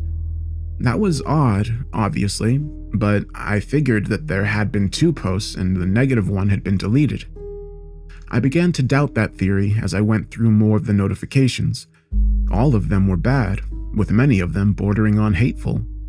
When I would check the platform they were supposedly hosted on, though, I would always find a positive post. Something very odd was going on. I came to an email that was a response to a complaint that Carolyn had filed with a site administrator about a particularly disgusting comment. The administrator had sent back a response saying that they hadn't found any evidence of harassment and that they had checked to make sure that the comment in question hadn't been deleted or edited. They didn't come right out and say it, but it was strongly implied that they believed she was making the entire thing up. She had attached 2 items in her original email. The first was a copy of the original notification that she had received. The second was a screenshot she had taken of the comment. The image included a number of other comments as well, all of which were negative. When I tracked down those comments, however, none of them contained the same message. She wrote on Facebook about how she was feeling down after the onslaught of negative comments. Her mother and a number of friends replied to the post, and all of them basically told her that she had become both a whiner and a disappointment in some extremely colorful language. The messages were long and intense, and I felt myself growing more and more sympathetic towards Carolyn. Nobody deserved the amount of abuse she was receiving, especially from the people she was closest to. I took a break for about an hour. At some point during the process, I had begun to care less about helping Ray weasel out of his affair being discovered, and more about figuring out just what caused this avalanche of hatred towards Carolyn. None of the pieces, especially the comments, seemingly to magically change between negative and positive, seemed to fit into a coherent image. I questioned whether I should listen to it, but I figured that I'd already come this far, so I clicked on the voicemail and almost immediately wished I hadn't. What followed was a nearly 5-minute-long message from Carolyn's mother berating her daughter. It tore into every aspect of her life. There didn't seem to be any line that the woman wouldn't cross. At one particular horrible point, she stated very matter-of-factly that the only reason Carolyn had been born in the first place was because she wasn't able to afford to terminate the pregnancy after becoming pregnant from a man other than Carolyn's father. I only managed to get through half of it before I stopped the playback. I couldn't stomach any more of that. The second voicemail was from Ray. She had received it less than an hour after getting her mother's voicemail. If the first message sickened me, this one made my blood boil. In a very condescending tone, he proceeded to talk about every flaw he saw in her in great detail. He tore into everything from her intelligence to her looks to even her lovemaking skills. It was brutal to listen to. It was almost a relief when he finally declared their relationship was over and hung up the phone. I was reaching for my own phone before the recording had even ended. Friendship be damned, I wasn't going to help someone that could be that cruel to another human being. The number was entered and my thumb was over call when a thought made me pause. Ray had told me that he was getting ready to break off his relationship with Carolyn when she had committed suicide. According to the voicemail he had left, though, he had already done so. Why had he lied to me about that? There didn't seem to be any point to it. Had he been feeling guilty about his message having possibly contributed to her taking her own life? I thought back to the mysteriously changing online messages. I started to think that maybe...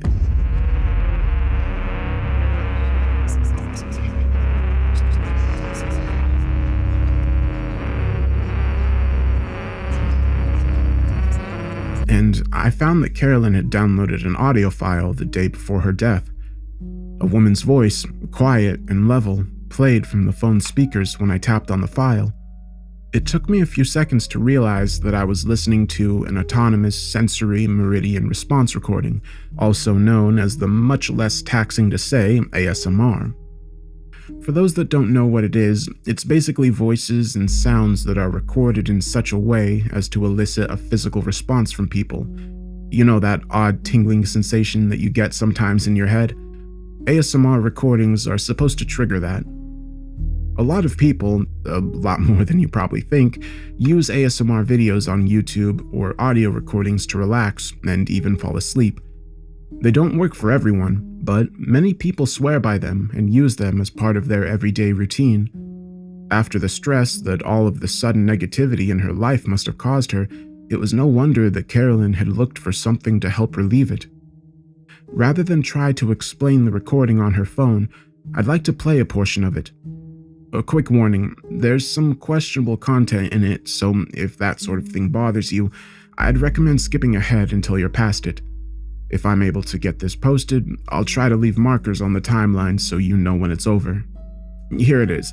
I'm not going to reveal the name of the person or who made it or the source it was downloaded from, for reasons that will be extremely obvious in just a little bit. Sometimes we need to ask ourselves what we would do if we didn't have those incredibly important people in our lives. Imagine how lonely that would be if everyone in our life had turned against you. What would you do? I think that if everyone was turning against me, I'd need to take a good hard look at myself. All of those people couldn't be wrong. What did they know that I didn't? What was so wrong with me that it invited such disdain and hatred?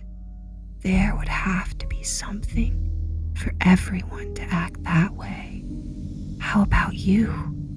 Have you ever experienced all of your friends and family turning their backs on you?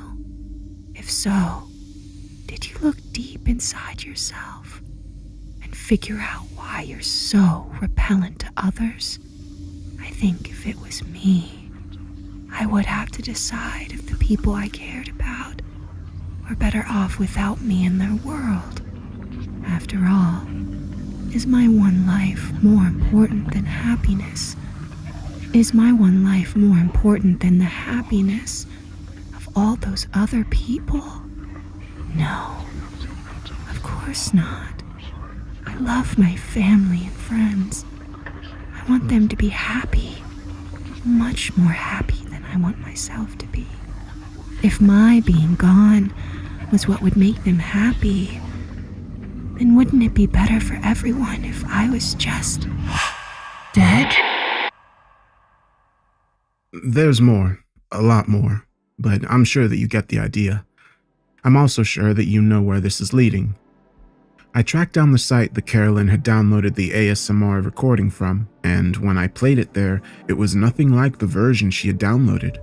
It was instead focused on something called Reiki, which I'm not familiar with, but was clearly not something sinister. In the downloads folder, I also found a copy of a recent bank statement from her online account. It showed that the account had contained a decent savings until a week before Carolyn's death. At that point, it had gone to zero. The change in balance was listed as a teller withdrawal. It was a lot of money to have been taken out in a single transaction.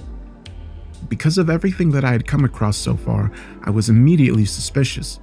I went through the phone's call history for the date that she had downloaded the document and discovered that she had made a call to the customer service number at the bottom of the statement. The call had lasted for over an hour. It seemed to me that Carolyn hadn't been the person that emptied her account, and when she checked her account and seen that it was empty, she had called the bank to get it corrected. In her final days, Carolyn had been under assault mentally, emotionally, and financially. It must have been hell. The assault had obviously been engineered. I just couldn't see how that would have been possible. Online posts on major social media platforms that appeared one way to someone but completely different to everyone else. Audio recordings that were magically different for one download, and the bank withdrawal had been a teller withdrawal, meaning that someone had gone into the physical bank location and taken the money out of the account. How could that have happened? That wasn't even getting to the voicemails. As someone who has to regularly do a lot of research in the tech industry, I knew that the message and recording changes should have been impossible. It would technically have been possible to target a single system like that, in this case a cell phone, but to do it in real time? That's where it crossed into the realm of fantasy. Even if there was a way to do it, it would have required a lot of manpower. A huge conspiracy against a single small-town government employee didn't make any sense.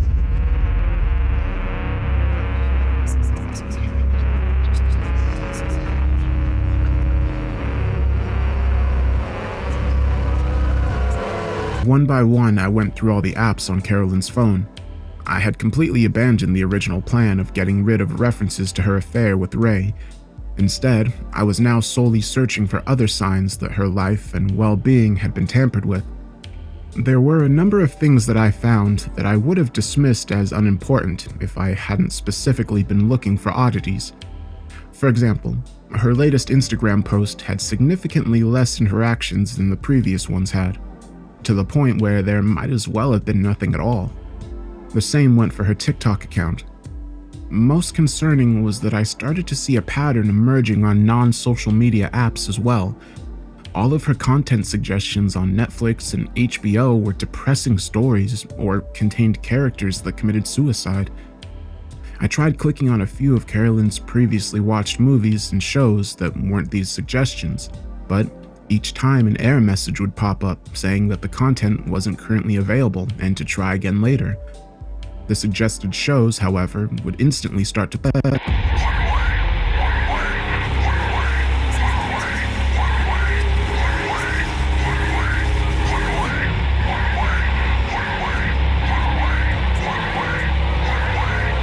After that, I finally ran out of apps to check with the exception of one. I had been purposefully avoiding it. During the hours that I had been going through Carolyn's phone, I had been invading her privacy. As I've said already, it wasn't right, and it's not something that I'm proud of having done. The last app would take that invasion of privacy one step further. It was the feed and recordings from her home security cameras. I forced myself to click the app. There was no doubt in my mind that Carolyn had been targeted and pushed over and over again until she had finally taken her own life. I needed to collect every bit of evidence that I could and turn it over to the police. I'd probably get in trouble for what I'd done, but it was worth it to have the authorities look into whoever had done this to her. There were only 3 camera footage recordings listed on the app. Each one had a time and date stamp, and all of them were listed as having been captured when a motion sensor was triggered. All of them were within a few days of Carolyn's suicide. Taking a deep breath, I started the first recording. It showed a woman in her mid to late 30s walking towards the camera. The shot was at an odd angle, and it took me a couple of seconds to realize I was watching footage from a doorbell camera. I recognized the woman as Carolyn from her social media pictures. She stopped a few feet from the camera and dug around in her pocket before producing a set of keys. As she did so, her face tilted at an angle that allowed me to see the dark circles under her eyes. She looked exhausted. She found the key that she was looking for and inserted it into the lock. When she went to turn it, however, she struggled to do so. She fought with the lock for a minute before stepping back and looking at the key she was holding. It was now broken. She stared at it blankly before her face twisted up in anger and she threw it to the ground. She leaned forward and placed her head against the door. It was hard to tell from the angle, but I thought that she was crying. I felt horrible for her. She was being put through so much, and it was clearly wearing her down. I couldn't imagine what it would be like to go through something like that. The second recording was completely black, and it was impossible to see anything on it. I assumed that there was some sort of error, but there was still audio. Either the camera hadn't properly recorded, or it was just too dark for the camera to illuminate. I could hear a series of odd whispers that were too faint to make out words. There was also a humming noise that I couldn't identify.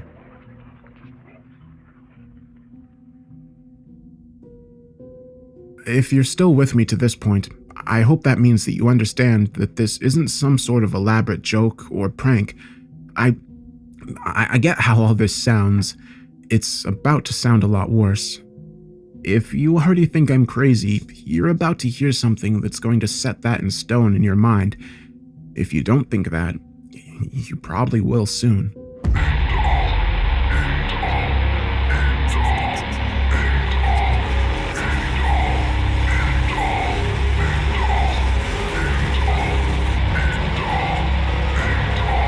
The third and final recording was from a camera in the hallway. It was angled so that it was pointing through an open doorway. This was Carolyn's bedroom. The bed could be seen on the right side of the opening, and to the left was a small table or desk with an open laptop on it. The image was that odd black and white that you get when a security camera is in night vision mode. According to the stamp, the recording was taking place at 2:54 a.m., the morning of Carolyn's suicide. The thing came into view from the left side of the bedroom. It leaned down from the top portion, and at first I thought it was extremely tall. That wasn't the case, though. I'm going to try to describe it. I'm sorry if I don't make a lot of sense while I'm doing so. Every time I've tried to do so, it feels like the limits of the English language make it impossible to do so properly. It was being lowered by thin, sinuous tendrils. The creature itself was... how do I put this? It was only a few inches wide, but was the height of a person. It was like the head and body were just a mask and covering, being manipulated by the tendrils rather than an actual figure.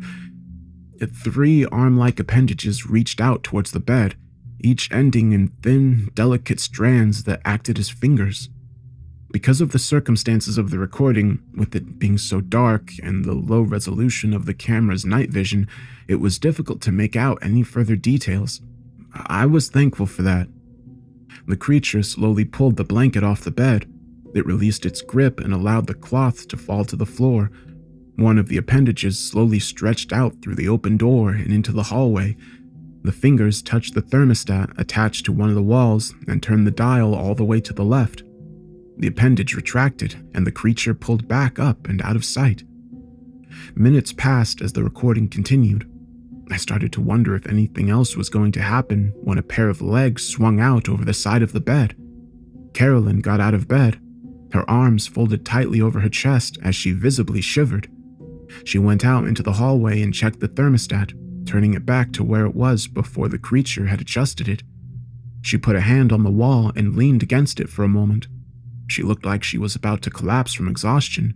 She gathered herself and went back into the bedroom, picking up the blanket before getting back into bed. The recording ended. I watched it back. I don't know how many times it was. I just kept replaying it over and over again. No matter how many times I watched it, I just couldn't force myself to accept it. Not really. I'm trying to figure out how to put this in a way that really explains how I was feeling. It was like being in a car accident. When it happens, you know intellectually that you were just in a collision. The evidence is right there in front of you. The twisted metal, the broken glass, the smell of smoke.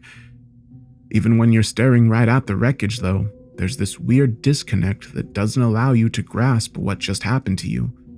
That was what I was experiencing while I watched the security footage on loop. I'm not sure what viewing I was on when I began to question why it was even happening at all. Why was this creature pulling off a blanket and adjusting a thermostat? It seemed juvenile. Something on the same level of a college prank. I probably should have put it together faster than I did, but my mind was still reeling. It wasn't the actions themselves that were important, it was the result. The creature was depriving Carolyn of sleep. That was the last component it needed to push her past her breaking point. The creature had made sure all roads led to her taking her own life.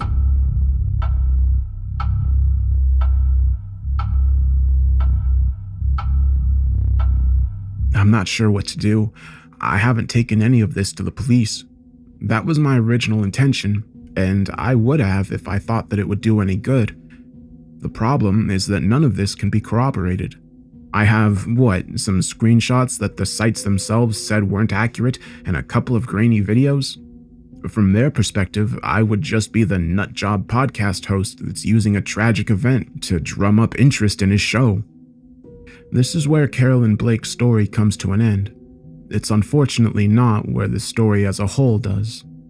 24 hours ago, I found that Ray Karsten committed suicide. A single gunshot wound in the right temple. The moment before the trigger was pulled, he was there, and the moment after, he wasn't. I called his wife to offer my condolences. We got to talking, and I don't know if it was the grief or some need to get it off her chest or what, but she told me that the day before he died, a woman had showed up at their doorstep while Ray was at work. The woman had presented her with a stack of pictures and email recordings showing in great detail that Ray had been having an affair. That same woman had then identified herself as Carolyn Blake. It didn't take a genius to put two and two together. The creature from the security footage had gone after Ray, and it had once again been successful. This morning, I woke up to a text on my phone alerting me that my checking account was overdrawn. Thousands of dollars were just gone. I also received a notice that my podcast is currently suspended while it's being investigated for violating the terms and conditions of the hosting site. It's my turn to be targeted. I'm hoping that because I actually know what's happening, I will be able to get through what's about to come my way. That's what I hope. There's no way of knowing what plan the suicide engineer has for me.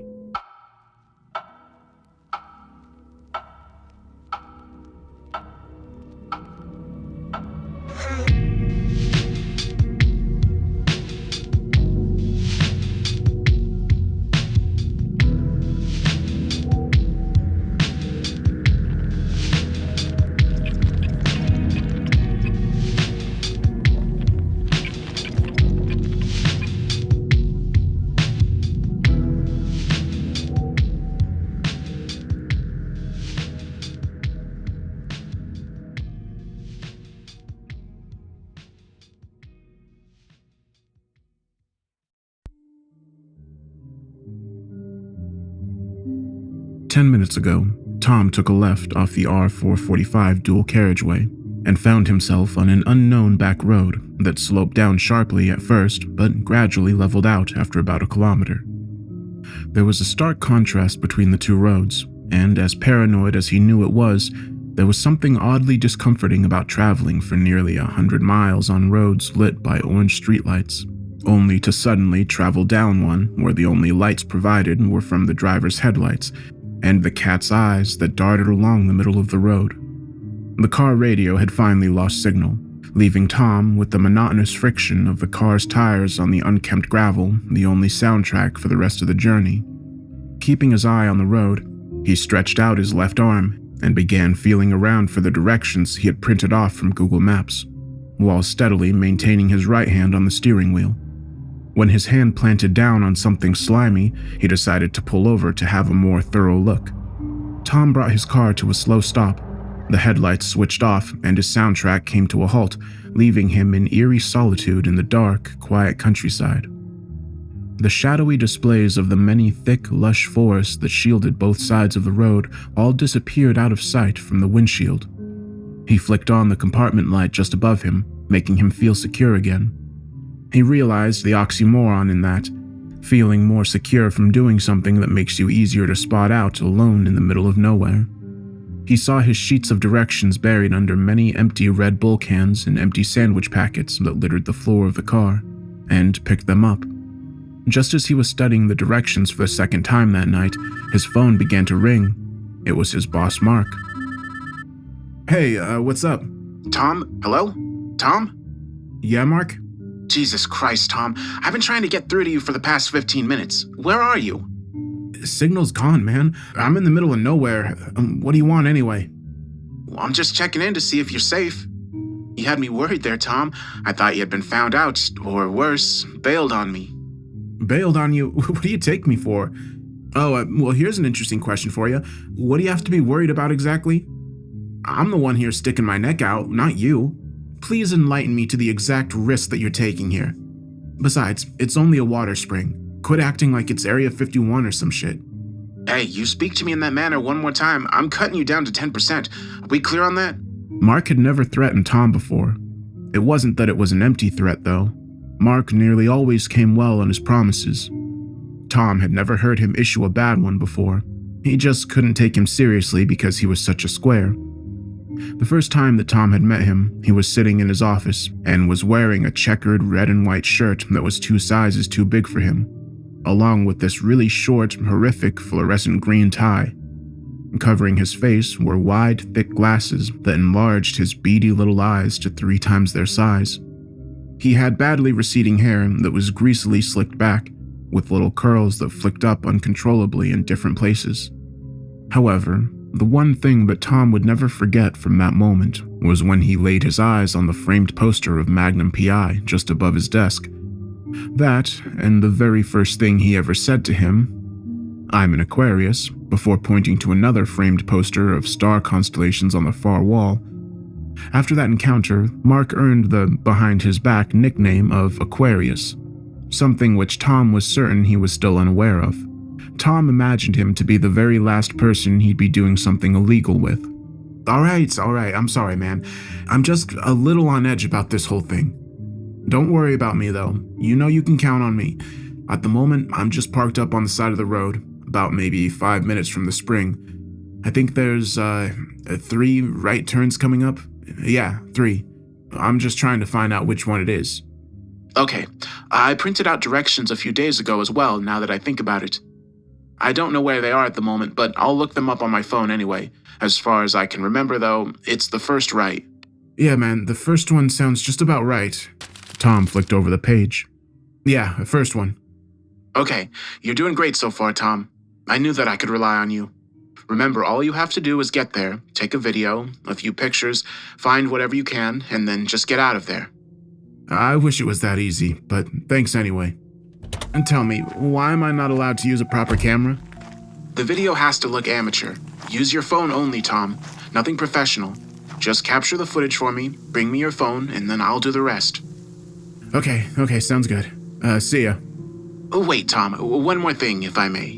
When you didn't want to hear it, Mark's voice seemed more intimidating than annoying, with Tom expecting the latter. Don't mess this up for me. The hang-up click was the most supportive thing Tom had heard all night. All right, see ya, asshole, he uttered, not before checking the phone to make sure he was gone. Tom slid his back phone into the pocket of his trousers, stretching the denim as wide as it would go with his thumb and index finger. He turned around to walk back to his car, having mindlessly wandered a few feet forward while on the phone with Mark. He fixed his gaze on the compartment light, still emanating brightly from his car, each step shifting his vision of the light up and down in the vast, pitch-black surroundings, almost like he was approaching a light at the end of a tunnel. Another oxymoron, Tom thought to himself. The hardest part of his unwanted assignment still lingered ahead of him. Tom re-entered his car, leaving the light above him on. From the cup holder, he picked up the sample bottle of water he brought with him and drank the last gulp of it, leaving only a dribble in the bottle. He watched the same dribble slide down the inside edge and break into smaller drops when it hit the bottom. He sloshed the water around in his mouth for a few seconds before swallowing it, shuddering at the overwhelmingly dull taste it left in his mouth. Like death itself is descending my throat, he thought to himself. Like water with the same taste, but one that doesn't refresh. Like it was spiced with the driest clay from an old cemetery. Having it sit in the warm car with the lid open hasn't done it any favors. Ballintully Sport. Tom read the label quietly to himself. It was such an unbelievably generic name for bottled water, but what else was to be expected from a supermarket brand? Tom always had this stuff in his press back home, and many of his colleagues had brought this same water to work with them every day. It was an odd morning, though, and nearly everyone there, including himself, had all noticed and then complained about, at nearly the exact same time, just how badly the bottled water had suddenly tasted. Bottled at the source of Ballintully Springs, he continued whispering. Tom pinched the cold, jagged metal of his car key, using it to drag his whole set across the dashboard. The keyrings made a strange warping sound as they slid down the curved edge, then briefly jingled while they were dangling midair before eventually steadying. Just as he was about to flick the compartment light off again and set out on the rest of his journey, a loud rustling from the bushes caught him off guard and locked every muscle in his body. The horrid taste of the spoiled water returned. Tom kept the switch locked between his thumb and index finger and turned his head so slowly he could feel the muscles in his neck loosen again. As he was lifting his hand back down from the light, the mysterious rustling returned. Only this time it was louder and longer. The source of the sound shuffled around and changed in volume, like whatever was making it was thrashing around in a struggle. Tom jammed the key into the ignition when the sound got closer for the third time and turned the key when it eventually quieted down again. Tom's roaring engine breathed life into the vast, quiet countryside around him, and almost as quickly as his engine had filled that void, a thin, high-pitched screeching burst out from the bushes, so loud that it punctured the sound barrier of his car, forcing Tom to quickly grasp both of his ears from the pain and fright. Tom shrieked from the pain, fixing his eyes on the shaking Red Bull cans which he could feel clattering around his feet. Realizing that the unexpected screech had sent Tom into an immobile reflex stance, he shot back into action, twisted the key planted in the ignition, and smacked both hands down on the steering wheel. He clasped desperately for the gear stick and slammed his foot down hard on the accelerator. When his beaming headlights lit up the country road that accelerated toward him soon after, and the intolerable wailing quickly dissolved into silence, relief washed through Tom's quivering body. Tom reconnected with his surroundings after a few seconds, having succumbed to the surrealism of what he had been through. He only realized then just how dangerously fast he was actually traveling. He lowered his speed and tried to steady his focus, something he found difficult with his heart pounding into his ribcage and his ears ringing themselves numb. He continued down the road, his thoughts so occupied with what he had just heard that he nearly missed the first right turn for the springs. He hit the brakes suddenly, bringing the car to a burning, screeching stop. He turned right and continued down this road for a few minutes, his speed varying by how deep he had drifted off into his own thoughts. After a while, he came to an entrance. It was a gap in the hedges, which consisted of a small trapezoid patch of large gray pebbles that separated a small wooden fence away from the road. He drove onto the pebbles, his rubber tires popping and crackling them noisily under the weight of the car. Tom turned on the headlights to get a better view of the field behind the fence. Why didn't I bring a flashlight? He thought to himself. Initially, the field looked very basic, just like a regular acre of grass for raising cattle. This can't be, he thought to himself. Where's the valley? Tom approached the fence with caution. His headlights reflected a small plastic sign that was attached to the fence with black cable ties. This premise is protected by Kennedy Security, it read. When Tom reached the fence, he spotted a small valley that sloped down a couple of 100 meters to his far left. Ballintully Springs. He was now certain that he had found them. Tom pulled his phone out from his pocket and rang Mark. Hello, Tom? Mark answered after 2 rings. Hey, I found it. The springs? Mm-hmm. Good. Now remember our arrangement. You get in there, picture and video, and then you find whatever you can and get out. And please, try to be as quick as you possibly can. However, having said that... Tom noted a threatening change in his voice. You are not able to come back to me empty-handed. If you do, you are done. Not just with this assignment, but with this company too. It's as simple as that. Are you serious? You're putting way too much pressure on me here, man. Mark paused for a moment, then let out an impatient sigh. All right, Tom, you listen to me, and you listen to me closely. I'm really serious about this, and I'm starting to think that you can't quite understand just how serious I am. Mark was beginning to really frighten him. The sudden venom in his tone had completely whitewashed Tom's preconceptions about him. All right, please, just calm down, man. You do not tell me what to do. I wasn't telling you, I was just... You do not tell me what to do, he repeated, roaring into the crackling phone. And you definitely do not interrupt me when I'm talking to you. You do very well to know where you stand with me, you ambitiousless, dead-end, slacking imbecile.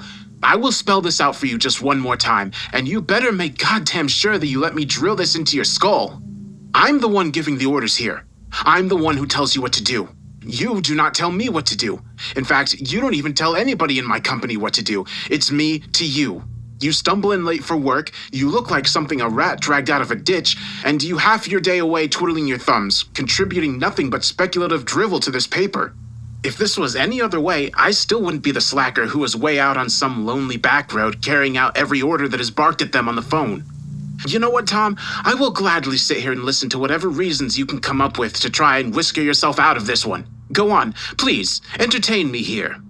If Tom was not convinced that Mark could hear him shaking over the phone, he would have thought he was as silent as the night was cold. A long, wordless few seconds passed before Mark spoke again. That's what I thought. You do not tell me what to do here, Tom. You are the one who works for me. It isn't the other way around, and it never will be. Tom remained speechless.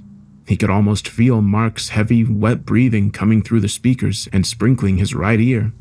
He brought his phone down parallel to his chest and held it tight in his hand, feeling a dizzy mix of blind rage and confusion. Slowly, he lifted the phone back up closely to his ear. "What is your obsession with this?" he asked softly, trying his best to compose himself. Don't you get it at all, Tom? He replied, sounding more condescending than angry this time. The foul-tasting water, and how all these people are getting sick from it. The weeks and weeks and eventually months of investigations only for them to come up with nothing. Not even a trace. All that hard work that has been put in only for them to find no detrimental cause. People out here have been doing all this hard work, but they've been doing it all wrong. What do you mean? You do know I'm talking about the Ballintully scandal, right? He asked mockingly. You know, the case you're currently working on? Of course, Tom replied, progressively finding it harder to suppress his temper.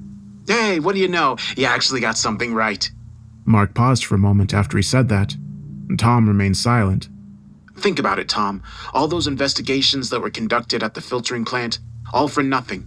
The answer has been floating around in front of everyone this whole time, but they've all been too busy with wondering why not instead of reaching out, grasping it, and finding out what is. Mark, I mean no disrespect to you here, but you're just telling me stuff I already know. I want to know what the deal is with you. Tom, why is it that when we began this, the immediate assumption was that the company is at fault? What about the actual source of the water? Why has nobody thought that maybe, just maybe, the source of the water, the springs, are what the problem is? It's fascinating to the extent which people have just conveniently ignored it. Convenient? I say convenient because it plays right into our hands, but I'm not going to risk us letting this go unnoticed any longer. Eventually, we are going to be beaten to it. We have the opportunity here to grasp onto something that will make us big. We're going to break this scandal right open, Tom, and the public will be in disbelief at how blind they've been. Think about it, Tom. It'll be hailed as a landmark moment in journalism history, and the two of us will be at the center of it all. Over some scandal at the mineral water company? I know that it doesn't sound like a big deal, and to be quite honest, it really shouldn't be. But the media, the public, the mystery surrounding it, and the failure to find any concrete evidence to support what is going on, all of that together has blown this story way out of the proportions it should have never been in the first place. When we reveal the answer was so simple all along, and that nobody up until now has even thought to look a little more closely at all the details, it'll be talked about for weeks, months on end. People will remember this story for years to come, but most importantly, they'll remember us. The ones who revealed it overnight, and the ones who brought a common sense approach to the overcomplicated incident. The ones who actually decided to try to get the full story, instead of all the rest who just went along with milking a cash cow dry. We have a chance to make that history, to make big names for ourselves. You should not deny yourself of that, Tom. And I will be left out and hung to dry before I even let you deny me that as well. I'm beginning to understand. Tom lied. I'm sorry, Mark. I should have known better. Although, man, there's something I gotta tell you about. What is it, Tom? Just a few minutes ago something really messed up happened. Just as I was about to drive off after our call, I heard this loud rustling from the bushes. Then, when I was about to drive away, there was this real loud screeching. It shook the whole car, man. Everything on the ground just started shaking. It messed with me big time. I was pretty shaken up about it. Are you sure it wasn't just a badger or something? Often when something happens out of the blue to somebody, their mind risks exaggerating the events. Well, I'm telling you, Mark, the whole car just started shaking. How can that be just a badger? I don't know, Tom. This really isn't any of my concern, and it shouldn't be any of yours either. You're wasting valuable time here worrying about little things, and you're wasting mine as well. I need you to focus for me here, Tom. And I need you to make sure that there's a sensible head screwed on tight between those shoulders of yours. Can you do that for me? You know I can. I'm just worried is all. Okay, good. Is there anything else, or can I go now? Just one more thing. Try to make it snappy. All those things you said about me, if you really believe them, then why you got me going down this for you? Why are you trusting me to do this for you if you think I'm such a pathetic slacker? Mark remained silent for a moment. Tom, you're a really clever young man, and I can see that in you, whereas many others can't. I rejected many wonderful, hard-working journalists the opportunity to work for me because I chose you. And I chose you because I have realized your potential. I have put faith in you at times when other managers have called you hopeless. They said I was making a mistake putting any faith in you. Please, Tom, prove to them that all of that faith I put in you was justified. I'm not going to beat around the bush here, though. You lack motivation. You lack ambition. And to be blunt, you're really lazy. You lack confidence and you lack willpower. But, Tom, I have seen what you're capable of. I clearly remember when you showed me your dissertation during your induction. And I clearly remember you showing me all of the research that you put into it. I realized then that you have something really special. That you have mountains of potential. Potential to be a groundbreaking journalist. But most of all, why you are here tonight, out on the field working for me, you are discreet, and you know when and when not to show your hand. And for an assignment that is this confidential, you are the only one that I can trust. Tom's mouth was hanging open when he was greeted with the hang-up tone for the second time that night, and remained open while he mindlessly listened to it for nearly 2 minutes. Mark's words repeated in his head, and he stood still for a few seconds, trying to piece together what he was saying. Despite all the praise Mark had heaped on him towards the end of the call, Tom still hung on to his outburst, finding himself beginning to distrust him. No matter how much he tried to be on the same page as Mark, he just could not see the logic behind his thinking. Why do I have to trespass on a property for some evidence? Why not just open up an inquiry or release this information to the public? Surely that way he could still get the recognition he so desperately craves.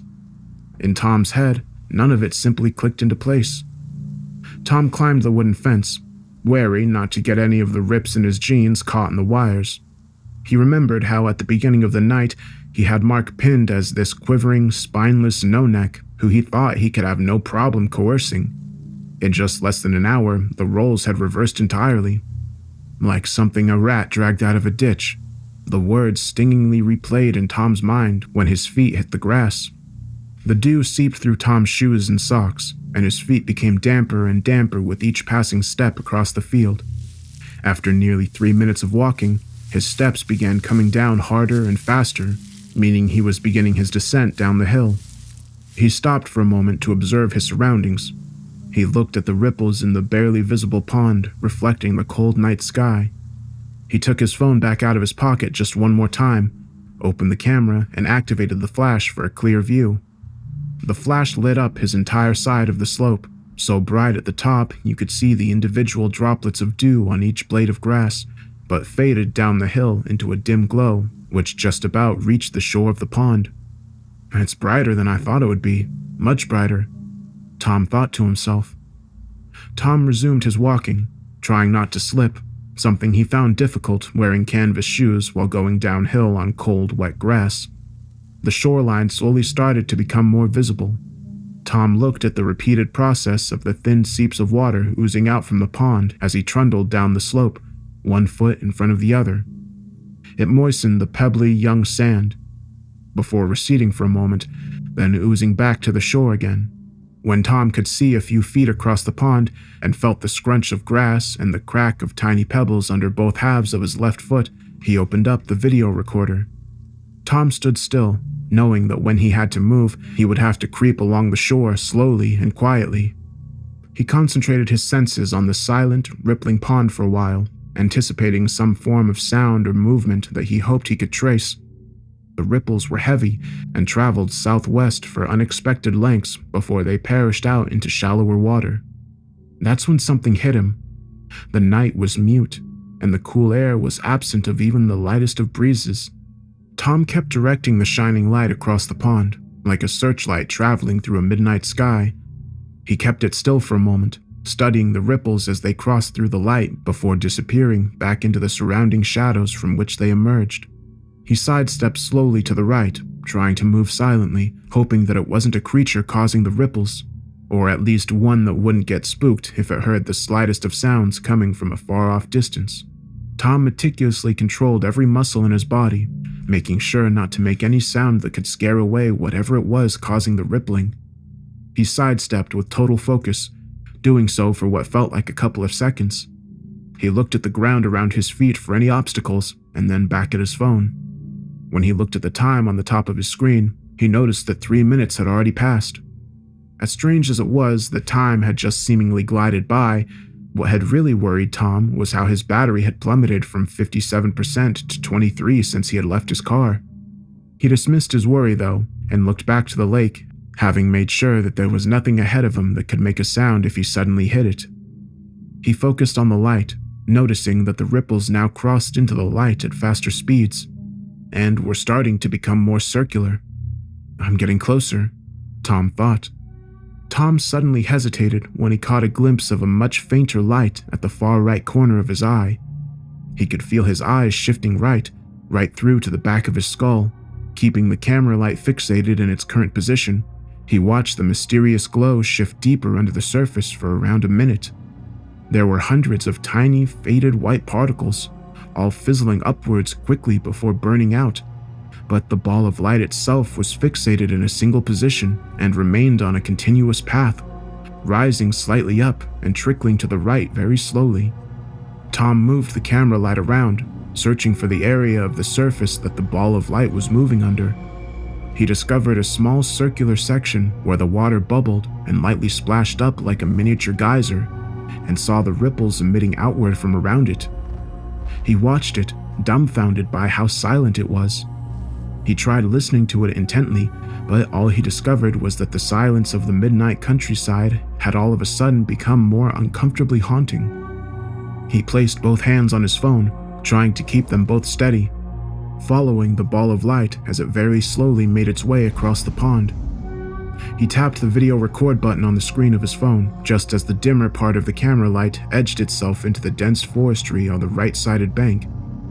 The ball of light became taller, and the top of it ceased to fizzle upward, becoming brighter and more consistent. It was like watching the reflection of the moon gliding across the pond in fast forward. The glow kept edging closer to the surface, approximately at the same rate that it was edging to the right-sided bank. Tom felt a hard lump develop in the bottom of his throat as he continued watching the fizzling lights from the bottom, watching them evolve into a solid figure as they approached the surface. A feeling of morbidity struck him when they began to resemble something that was vaguely humanoid. "What the hell?" Tom whispered to himself, the sound of his words augmented by the dead silence of the vast springs. His vision became directionless and unfocused, and his phone began shaking between the tight grasp in his two hands, causing the camera's light to violently pulse around the pond's surface. He breathed heavily in disbelief when he began to make out what looked like long, thick, shaggy dreadlocks that swayed slowly up and down below the inexplicably rapidly bubbling water. The humanoid light stopped just before the bank of the pond. It remained there, perfectly still, its only movements being its bending body from the ripples, only seen through Tom's eyes. Tom desperately wanted to run, but the risk of triggering Mark's temper again with incomplete footage frightened him more than the mysterious glow from the pond. He felt like a caged mouse. Tom watched it remain stagnant, managing to control his hands so the light could remain more still. He kept the camera focused on it as still as he could, hoping it would soon dissolve, fizzle out, or all the particles would collapse to the bottom of the lake and simply disappear. He had hoped that if he came back with something like that, it would be sufficient enough for Mark to piece together a story. The light suddenly shot upwards out of the water without even so much as a hum, the momentum sending thousands of tiny droplets into the air and spreading them all around like debris from a blast. Tom, startled by the unexpected movement, tried focusing on it again after flinching, still feeling shaken up. When the drops of water all came falling down again, they fell back to the lake without making a sound. Tom froze when he fully analyzed the light. His unadjusted eyes only saw a faint glow shaped like a cylinder. When his eyes attuned after the shock caught him off guard, he was finally able to make it out. He made out bumpy, long, thin feet that pointed straight down, making its long, thin leg look like stilts. Then he saw its long, torn dress and followed that up to its wiry, cadaverous arms that dangled from the weight of its pusillanimous hands that bore long, sharp, jagged fingernails. Up and up he followed it to its shaggy, clumpy, waving hair that crowned a head that hung at such a low angle it looked like the top of its spine had been slowly bent and then suddenly snapped, flinging its head so quickly forward that it opened cracks in the soft, decayed flesh on the unkempt skin of her neck, like a rubber that had been stretched outwards from a child trying to push the two ends together. The camera began violently bouncing around again. Tom tried to reason with himself, but her outward intrusion drained all logic out of his mind. The only thoughts Tom could muster were the racing thoughts of the light's physical appearance. He watched the glowing being levitate through the footage he captured on the camera. Like her, Tom was frozen still, and was trying for the second time that night, for different reasons, his very best to not make a sound. The being remained completely still, levitating above the pond, with gradually less and less drips still mutely tapping into the pond as the seconds dragged slowly by. Tom continued to watch the motionless being through the recording video, peculiarly curious as to when it would finally start moving again, but terrified by the thought that it was going to start hovering towards him. He felt a shrill breeze caress his skin, feeling the stimulation of goosebumps prickle all down his arms and then all over his torso. His face and neck, the only parts of skin unsheltered by his clothing, felt like they were being sprayed lightly with water from a bottle and then swiftly frozen over. He continued to gaze at her on the screen of his phone, but the being only remained still, hovering in its fixed position above the water. Its head slumped down to its chest, her crown pointing towards the dense cluster of trees on the right bank. Tom tilted his head up slightly and tapped the top of the phone to check his battery life. That's when he noticed there was a pale, inward crescent of light sheltering the peak of his vision. A sensation of doom fully consumed him, He looked back down at the camera, seeing the bright white woman was still floating above the water in the same position just off the bank. Even through this tense ordeal, he felt an ironic slight relief. When he lifted his head fully and looked up, the brightly lit face of a young, decomposed woman met him face to face. Tom screamed, stumbled a few feet back while scrambling the phone between his hands, before dropping it onto the sand a few feet to his right. He crawled backwards as quickly as he could, overcome with debilitating fear and uncertainty, trying to alter his brain in an approach where he could ostracize these endangering feelings. He grappled the sand with his shaking hands, trying to push himself onto his feet, but lost balance and fell flat onto his back again.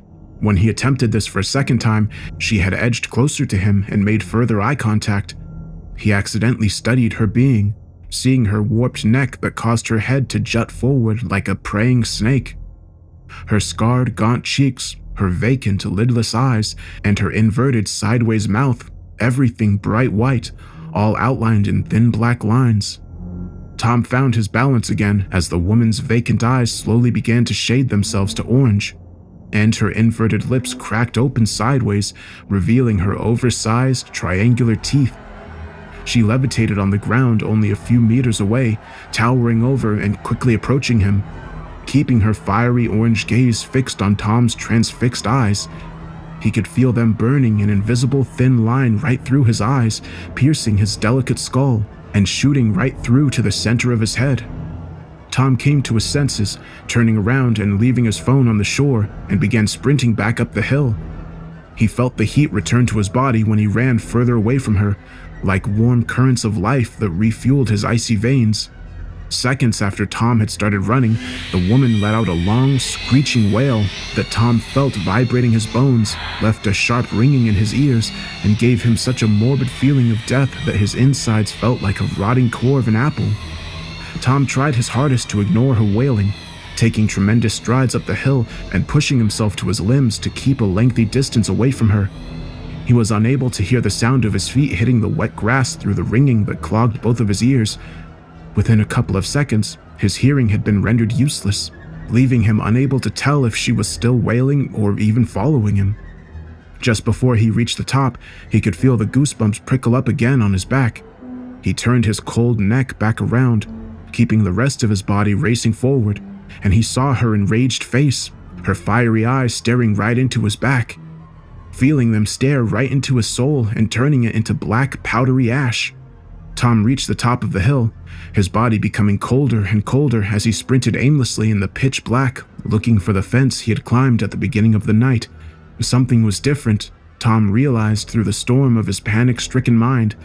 Though he was full of doubt, he continued to sprint, his body becoming heavy with fatigue, his lungs unable to keep up with the demand of his survival instinct. His entire body shivered from the freezing sensation that encapsulated him.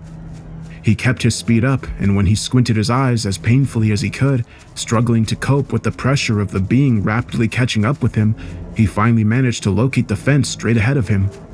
Tom continued sprinting, panting heavily, bargaining in his own mind with whatever higher force may exist that he wouldn't run out of steam before he reached the fence.